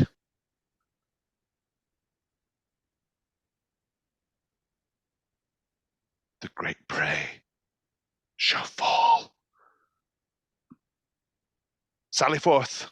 And as he leaps forward, he just transforms in midair and is on all fours by the time he lands. He is a wolf of incredible size. He dwarfs you by quite a lot, Alina. And he just runs forward. The other wolves run forward. Alina, I assume you run forward. Berwin. Yeah, I'll wait for Berwin to get on my back. Berwin, you jump on Alina's back, Yeah, I guess. leap on, yeah. And you are off. Torum, your strategy is working. You can hear the hunt passing you. They are going to another part of the woods. You can hear the horns, you can hear the celebrations of kills, you can hear the ripping of flesh, the bleeding, you can hear wolves howling, both in ecstasy and pain. Every now and then one of the stag beasts gets the better of one of the wolves. It's just getting quieter and quieter, though. It seems you have given them the slip. You're there with this beast. The horns are silvered.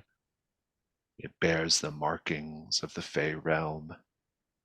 You know it knows the way to the Forbidden Festival, or at least can tell you something about it. And just as you're getting ready to perhaps celebrate your ingenuity, a trio of wolves enters the clearing. And with Alina and Berwin, with the Marquis on the trail, not even on the trail, ready to just smash head first into the great beast, and Torum surrounded by a trio of wolves. We'll take a 5-minute break and we'll come back and we'll wrap up this hunt. We are back to continue what I think will be, well, actually, to finish up what I think is going to be a very exciting finish, or to do what I think is going to be a very exciting conclusion. Let's start with Torum. Torum, you got these 3 wolves. I need to know how you are vulnerable in this fight.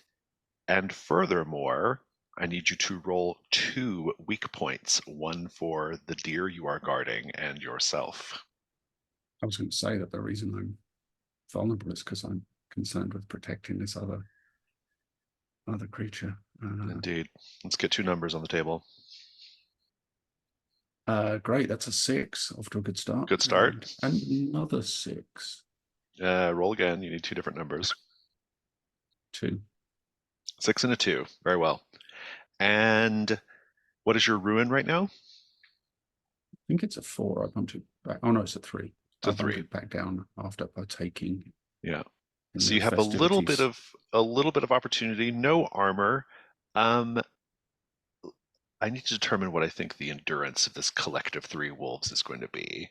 Let me take a look.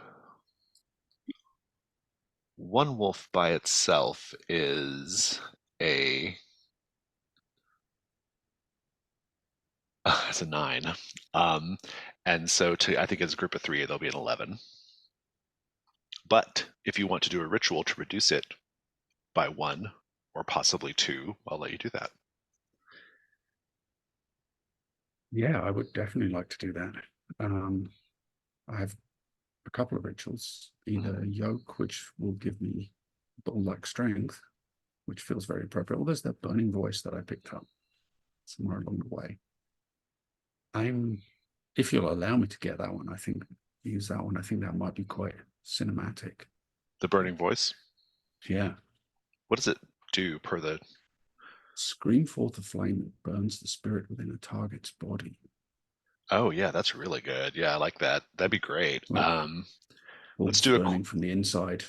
Yeah, let's do a quick risk roll. I think that what could go wrong here is it just does not work, and furthermore, I think like you cause I don't know, you cause like something else to burn that is not what Cause you the want elk to burn. burn.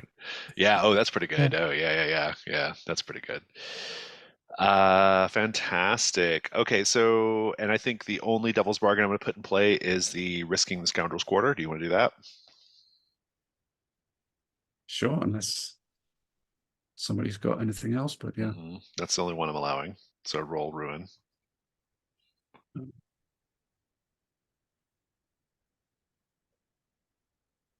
Four. What is the Scoundrel's Quarter currently? So it goes up to 4. Very well.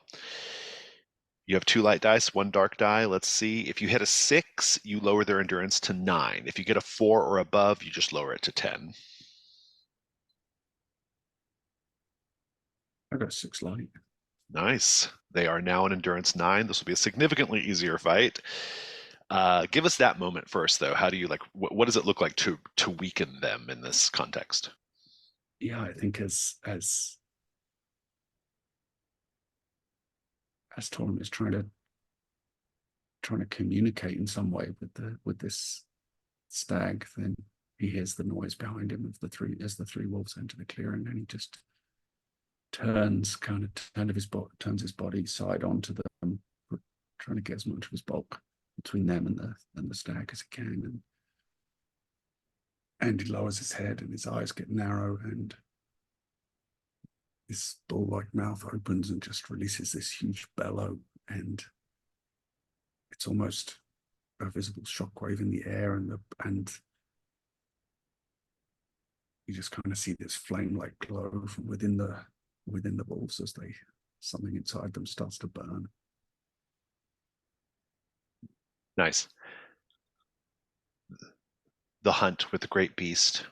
A number of the pack surge forward to flank the great creature, to either like try to take it down, to weaken it, to get it into position. They very much hunt like a pack of wolves, even though they are beast bitten. And this initial wave, it's not going great. This beast is the most magnificent hooved beast you've probably ever seen. Its muscles are taut and rippling beneath a heavily scarred hide. It has seen some shit. At its flank, it's fully taller than a man. It's at its full height to the tip of its rack.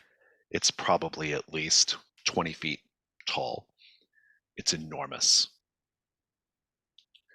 Speaking of that rack of antlers, they are stained a dark red with many lifetimes worth of blood caked on them, staining them, and more to be added directly. A wolf leaps. The thing swings the antlers down and just skewers this fucking wolf. You actually see one of the antlers go underneath the wolf's jaw, go right up through the palate, and come out the eye socket, forcing the eye out. The thing then just slings the dead wolf off like it's nothing. Another one rushes up, and the beast rears up and brings down its iron hoof and just pulps the wolf's head into the ground. You just hear a pop and a smash and a whimper as the wolf dies instantly. Others are jumping, and the thing is kicking and slinging. It's fierce. The Marquis, he is not going to lose this thing yet again. He rushes forward, but before he can close in for the attack, Evangeline, in her wolf form, cuts across and tackles the Marquis, and the two of them go rolling down a little hill, down into a ditch. The question I have for the two of you is, are you going to go help the Marquis, or are you going to continue forward with the hunt? Berwin's kind of at Alina's mercy right now because he's on her back. So I think he would just sort of take her lead. No pressure, Amanda. Oh, I don't know what's going on between the two of them, but clearly they have to work it out. So I'm gonna keep on this giant elk. I'm gonna keep on the prey. You're moving into combat with this thing. Please tell me how you're each vulnerable and roll weak point. I have a Vulnerable. person on my back. And that person is naked and afraid. Please roll weak I points. forgot you were naked on my back. 4.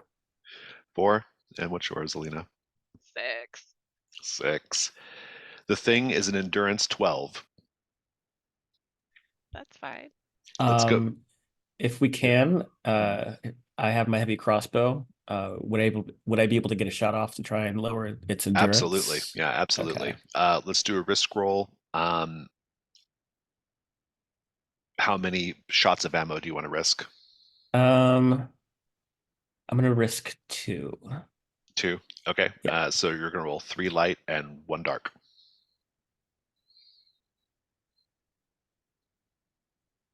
6 light.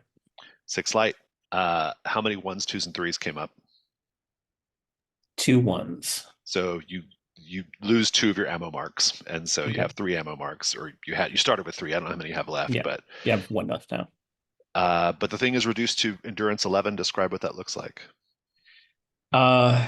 So as we're writing, wearing nothing but his crossbow slung around his back and his holy symbol, he sort of whips it around as he's riding atop Alina, but he's never A, ridden atop a wolf before, and B, shot a crossbow off a wolf before. So I think the first 2 shots just go wide. They, one lands into a nearby tree, the other just sort of zips into the air. But the next one, he really just steels himself and takes a deep breath and tries to block at everything, and it goes racing, and it pierces one of the eyes of this creature. You go, got it. Nice. Let's check back in with Torum. Torum, let's do our first combat round. Combat 1. Obviously, you can't defeat the wolves yet. The best you can do is just hope to not roll a 6 or what's the other one? 2. 2. Yeah. And I immediately rolled Damn. 6. Fantastic. Please go ahead and describe the combat round. What's happening here? I think the wolves are in pain, but they are so fierce and well trained as hunting beasts that they kind of operate through it and just immediately start to kind of move to flank Torum, and there's only so much he can do to protect the stag, and one of them feints toward him and he turns, and another is on his flank, biting into him as quick as a flash. So I guess my ruin is going up to 4. It is indeed. Here's our first combat round with the Great Beast. It's a combat 2. We're looking for 11 on the 2 dice. Why don't you go ahead and roll, Lena? Combat 2. Need an 11, and we don't want a 6 or a 4. All right, we got a 7, but I rolled a 4. 4 and a 3. Looks like Berwin, you're taking a hit. Let's go ahead and describe the combat round. Alina, you kick it off. I think after Berwin gets the arrow into the creature's eye, and it tosses its massive head so that it can use its good eye to look to see where that hit came from. And right now, I think the focus is on trying to move to keep out of its eye range, like out of its visible range, and keep on the side where it can't see. And as we do that, it's death by 1,000 cuts. I think I take a big chompy bite onto the upper part of one of its legs that I can reach without jumping too high because I don't want to knock Berwin off. And then let go so that it has a slightly weakened leg. I think in the process of that, though, Alina is too wild and Berwin is too unprepared, and so she just sort of, as she lunges, he's thrown off her back, and I think the ruin happens when he just sort of tumbles off of her and like smashes up against a nearby tree, and he's just sort of naked, splayed out in the grass, just trying to get his bearings. Torum, it's a combat 2. This could be it, Torum, if you get 2 hits. Oh God, yeah, I can't. A 1 and a 3. It's not going to kill anyone, but neither is it going to kill me. Indeed. Bit of a stalemate. Go ahead and describe it. Yeah, I think Torum kind of gives a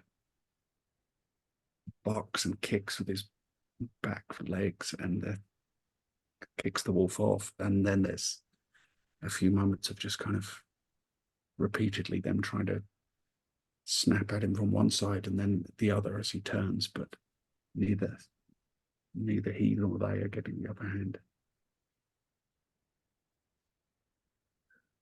A combat 3 for Alina and Berwin. Berwin, go ahead and roll. Looking for a total of 11 Maybe on the two highest. Can I do a ritual to help Berwin? Rituals can only be used to reduce the endurance of the creature. So I was thinking of using guide to conjure up a thread to follow, to give Berwin a thread to follow towards the animal's weak spot. Oh, jugular. So he just has to line it up with the thread and not. I think that's very fun. How do I want to handle that? There's no particular rules for this, but as long as I'm consistent with what I rule, I think it's probably okay. I think if you want to throw an extra die in there for this round, I'm into it. Combat 4. I just like the idea of a wolf doing a ritual. That's another hit for me. 4 and a 3 is 7, and another 4 hit. What is your ruin up to now, Berwin? Oh, well, it's at 5 now, but I do have my amulet protection, so I'm going to be marking that. Very well. Go ahead and kick off this description. So yeah, well, Alina, you go first because you're doing the ritual. Yeah, I think I don't remember what the ritual looked like when Alina cast it when she's human-bodied, but I think it's definitely going to be different when I'm wolf-bodied. And I think it is. I think I start to shake. You know how shaking off water, just shaking off whatever is been clinging to me, the dew and the mist and the dirt that's been in this forest. And as I shake off the gold threads, the gold fur that comes off of me, that's what starts to form together in a long string, of like those people that make crochet things out of their animal fur. It's like that. uh, and it makes this long string, and it's only visible when you glance at it in the moonlight. Luckily there's a lot of moonlight, and it goes straight towards where the beast's jugular is. And Berwin, taking note of this, seeing this glistening thread, he stands up, readies himself, pulls up the crossbow. But I think the beast is now just sort of thrashing about with its antlers, and given the fact that they're like 10 feet long or something, I think he just does a large sweeping motion at the two of them. And luckily Berwin has his amulet of Ramat Ilsnar on him, and when he sees this creature swinging its antlers, he just grips it instinctively. And when the antler would impale him, these 9 points of golden light just sort of shoot up around him, creating like a protective pillar of light around him before dissipating. I love it. Torum, you are at a combat, I guess, 3 now. Looking for 9 on 2 dice.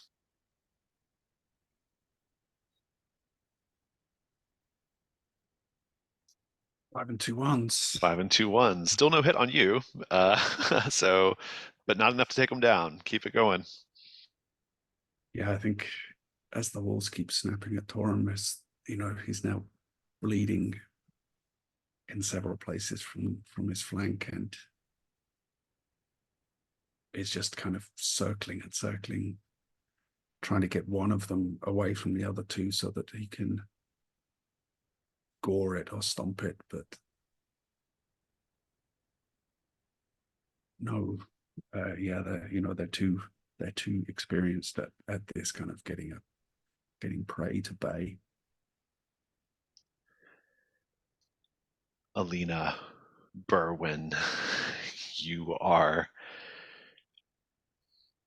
doing this thing. It is,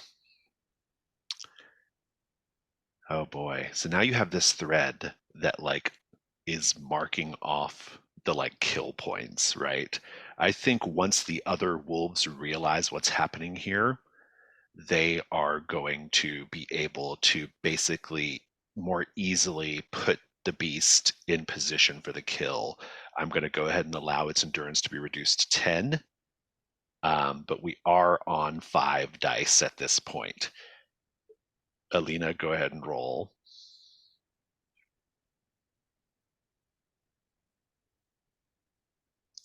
Ah.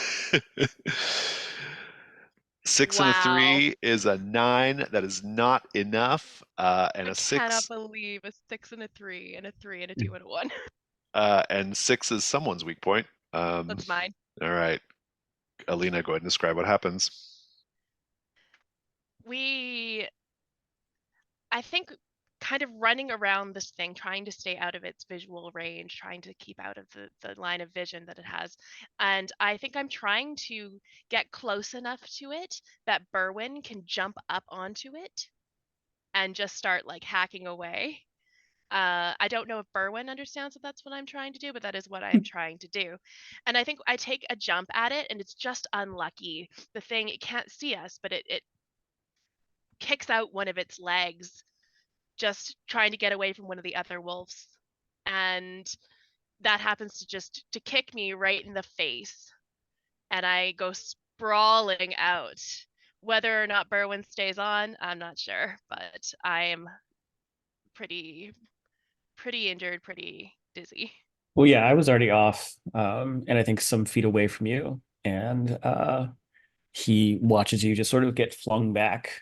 I imagine some blood gushing out of your mouth as you tumble into the grass, and Berwin just kind of freaking out. He's like, his hands are shivering as he's trying to load up another bolt, and he just looses it frantically without any real aim, not really paying attention to the guide or the thread. And so it zips right past the head of the beast and goes into the night. Torum, it's combat 4.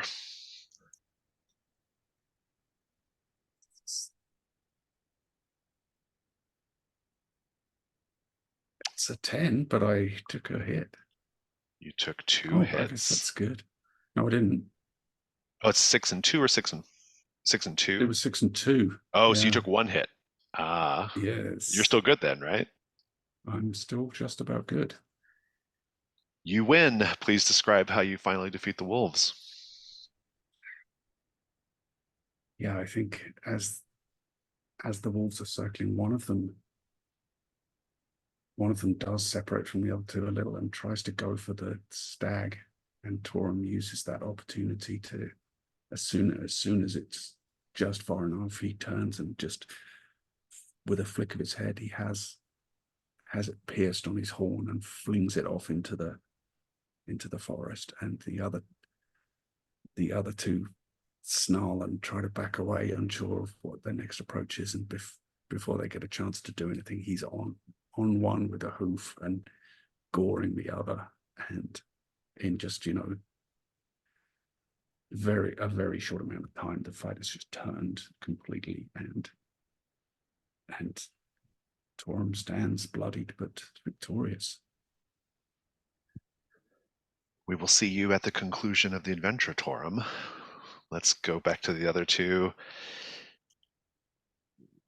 You're up to what, 6 now? Looking for an endurance 10, I think. You're looking for a 10 on the 2 highest dice. Yeah, let's have it.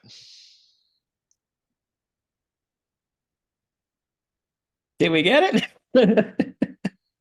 No. You did not get it. We're rolling so bad. So badly. Although nobody got hit though this time, so that's something. It was, for people watching, it was a 2 1s, a 2, 2 3s, and a 5. The 2 highest are 8 total. Not enough to kill it.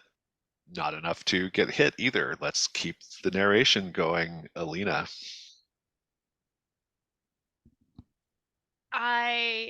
I'm still kind of shaking it off, this massive hit that I took. And I think I just sort of jump back. But when I jump back into the fray, the animal has turned and it can see me. So it literally just takes a big swipe with its antlers. I managed to jump away and not get hit. But I'm not feeling quite as confident. Keep it going, Berwin. I think it's just more of the same. He's freaked out.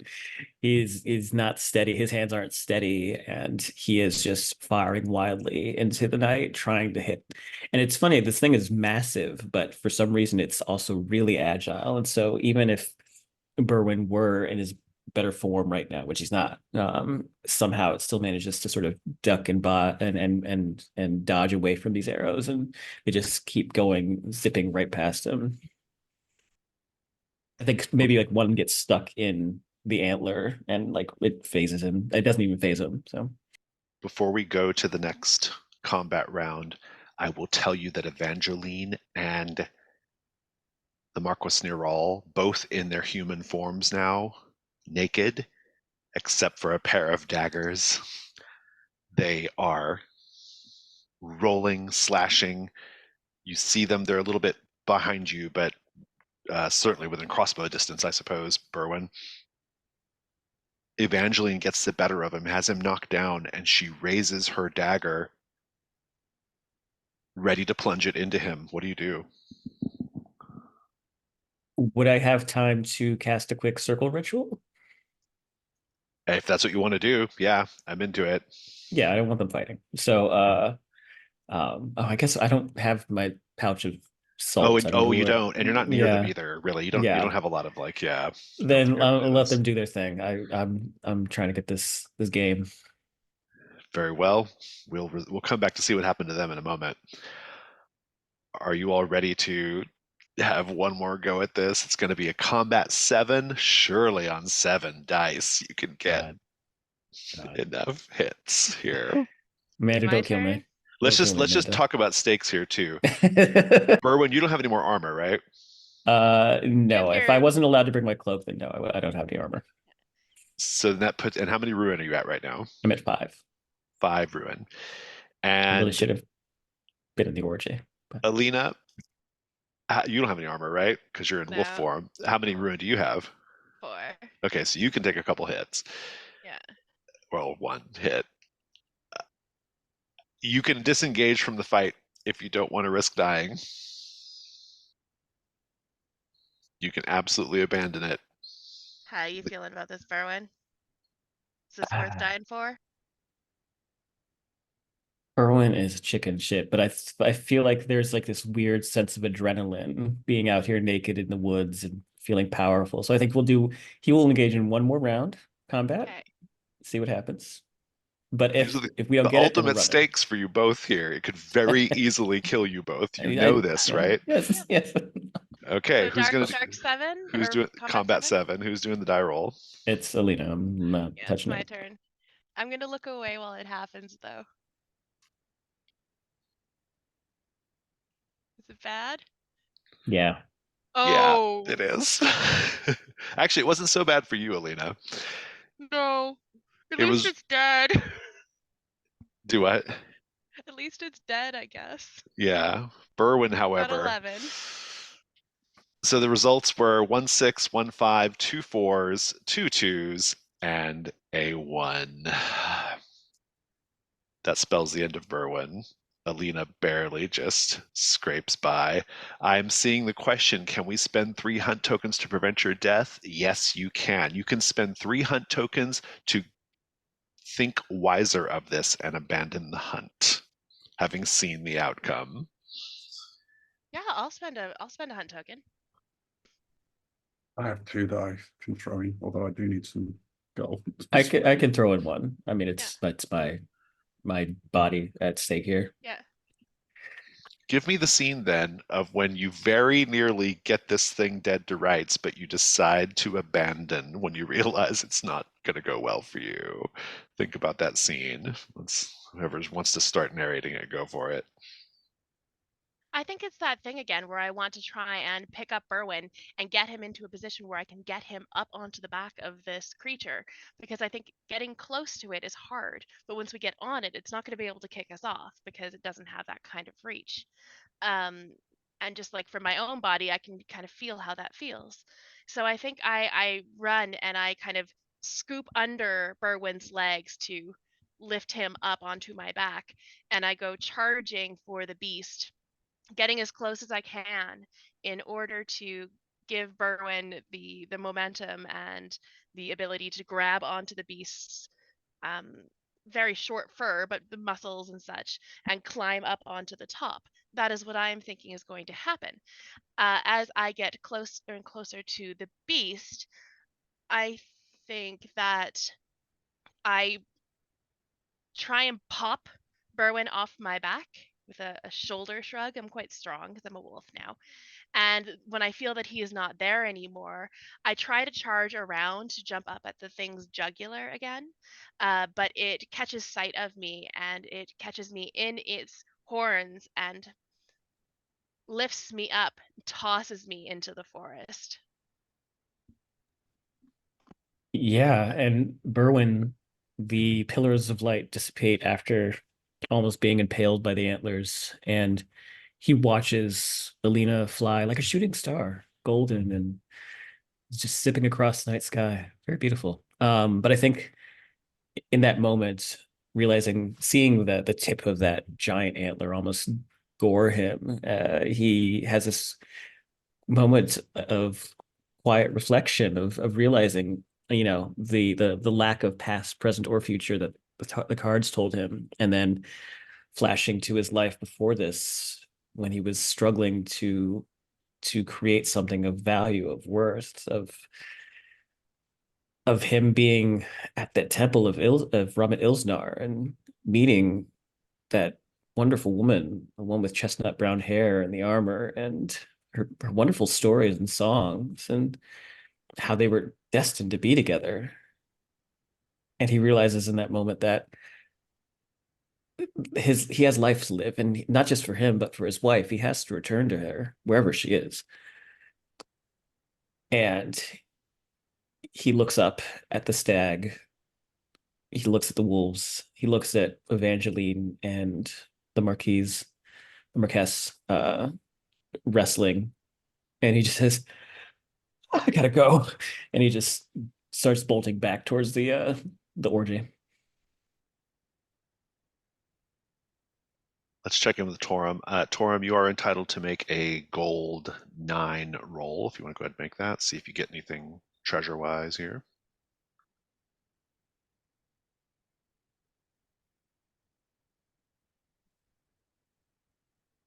I think that Whoa! might be the best gold roll I've ever Whoa! seen. Whoa! Wow! Wowza!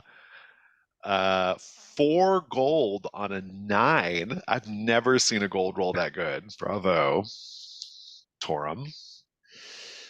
What is the treasure, I wonder? Oh, I think he brings the wolves back as trophies for the Marquess. Oh, interesting. Interesting. You skin them, or do you just take them? Like, I do you think I skin just their take them hides? back whole. I don't think I can skin them in Oh, my current form. Yeah, maybe I'll transform back when the moon sets and then skin them. Yeah. Yeah, let's actually, I conclude this like that. adventure. The the Marquis did survive the attack from Evangeline in the end. We don't know what happened to Evangeline. He, of course, is not happy about losing the great beast yet again, but there's a small part of him that is kind of happy about losing the great beast yet again.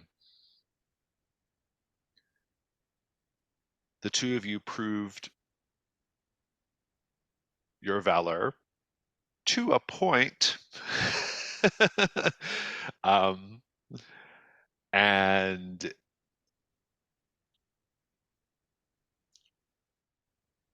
the agreement was that you just had to join the hunt. Even though the hunt wasn't successful, you still joined the hunt. And no one there really in the fog of war understood that you all ran, really. I mean, I think that it could easily be interpreted as the beast got away. But in any case, you shall get your rewards. Alina, the Marquis, teaches you one of his rituals.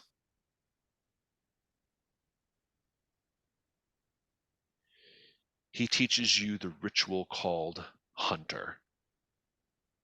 When you have the scent of your prey, you can feel their heartbeat when you face them. I will paste that in the chat so you can write it down in your character sheet. It's actually already in the drop down. Oh, is it? Okay. Well, Hunter, when you have the scent of your prey, you can feel their heartbeat when you face them. You get that ritual for free. It doesn't cost you any burden or anything. And Torum, you get a ritual as well. You get a ritual called Prey. Spurred by pursuit, you can run faster and with greater endurance.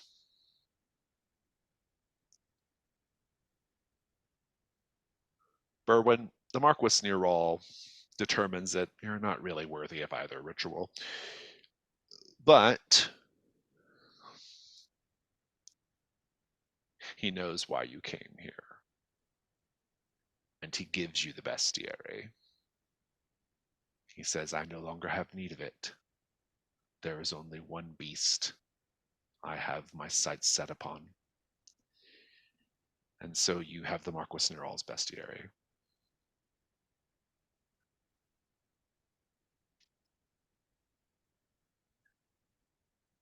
And what's the value of that? Oh, if you sell it, Hmm. it's worth probably like 6 gold. If you keep it, though, it's a very, very valuable item and very helpful, I'm sure.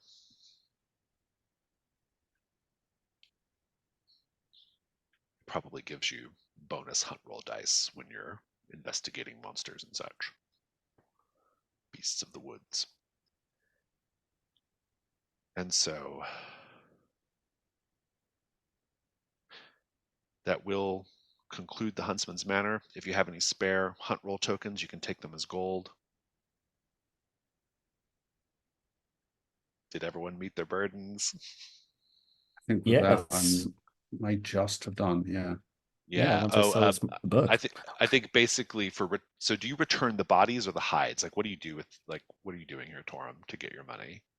I think, yeah, as the moon sinks down, Torum transforms back Yeah. and he skins the wolves and retrieving his gear from where he stashed it, trudges his way back with these 3 pelts across his back, still dripping in blood, and gore, and not the most skillfully skinned or carefully. The Marquis will basically pay you for their hides because they were brought down. It was fair game, fair play. He's not like blaming you for that, but he does want to make sure that they are remembered and honored in the feast hall, and so he will pay you a large sum of silver equal to 4 gold in exchange for those hides. We'll wrap up Hearthfire next time, and we'll catch back up with Cassian next time. Let's just go straight to Stars and Wishes. Whoever wants to go first, take it away.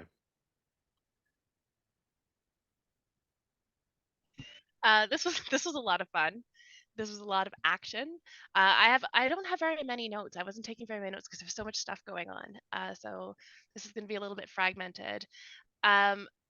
I thought it was very funny when I totally forgot that Berwyn was naked, riding around on Alina's back. That's so entertaining. That's so funny to me. So that was really great. I loved all the bits where Berwyn did not want to get undressed. That was very funny and very in character. Alina having a chance to justify Alina joining an orgy was hilarious. I really enjoyed that. Um, the beginning, the duel between Martin and Berwyn. I used quotation fingers. I just died. That was so funny.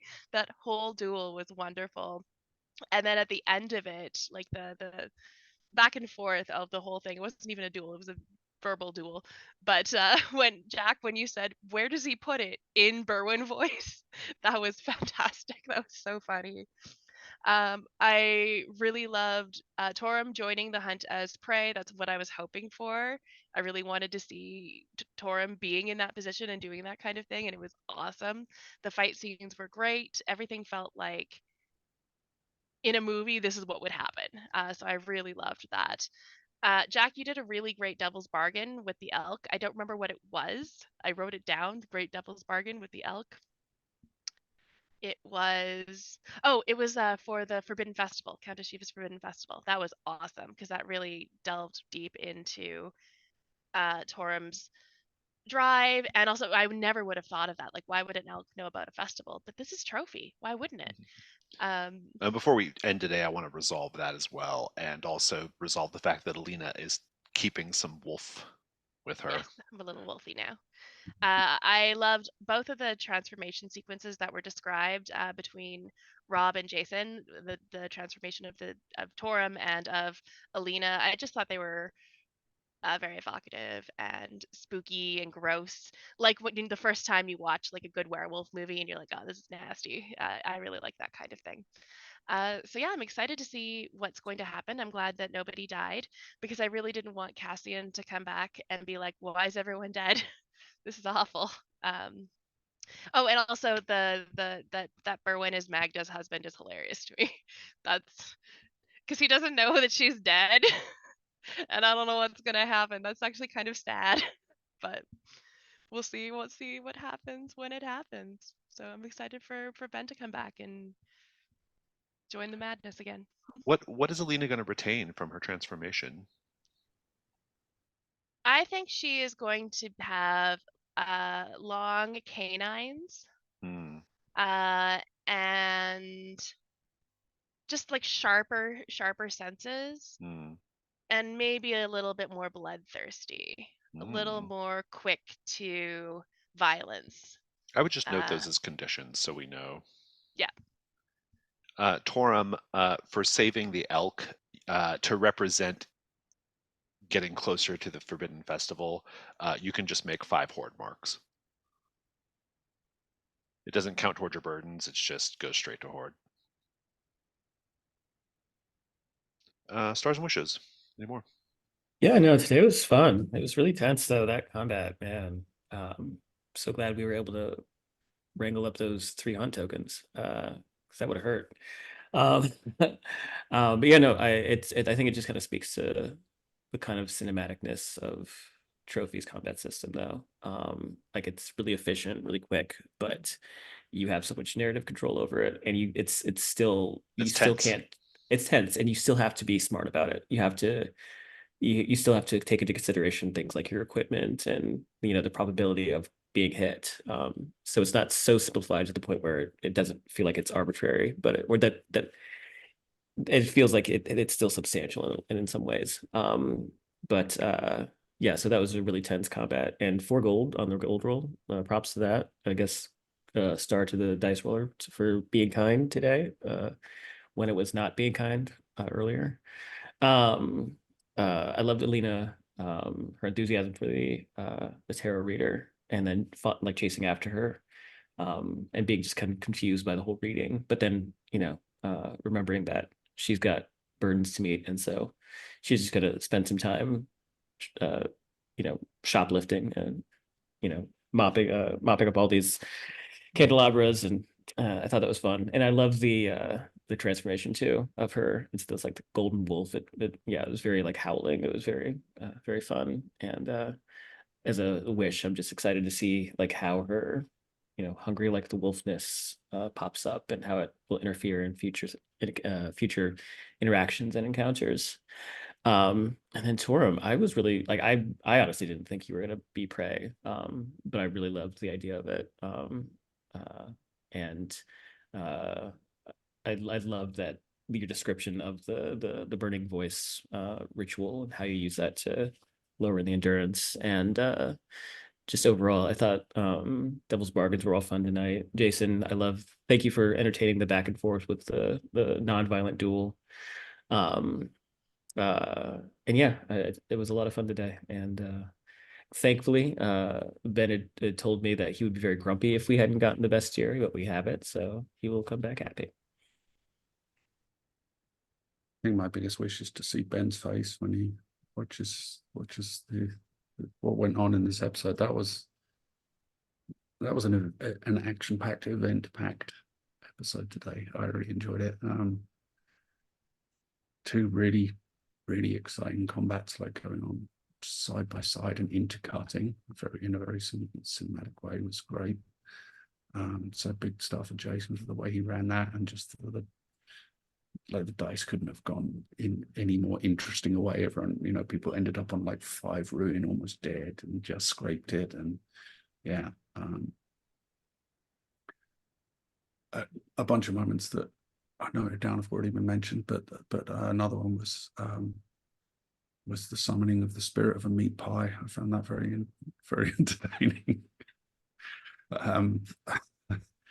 So yeah, great stuff all around. I don't know that I have anything else that hasn't been mentioned already, but this was a real highlight of the session.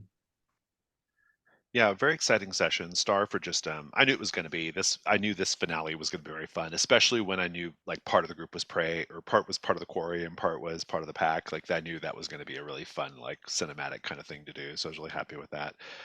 I really loved the requesting to spend the tokens to save your character's life. That was a good use of that, and it made sense to me because of that weird card reading. Like that actually felt like and I like that you work that into your description of what happened. Like it was almost like you were like you're in a null space or something. You're like reset or something like that. It was kind of fun. It was really cool. Like I don't know if I would always let you spend 3 tokens to save your character's life, but it felt right in that moment. Um, yeah, the fight was great. I love the use of rituals and the ranged weapons to reduce the endurance. That was really, really cool. Star for the combat system. I love the trophy gold combat system, and I think today we got a really good sense of like all of the math that went into it. Like Jesse did a lot of mathing on this, and it showed today, right?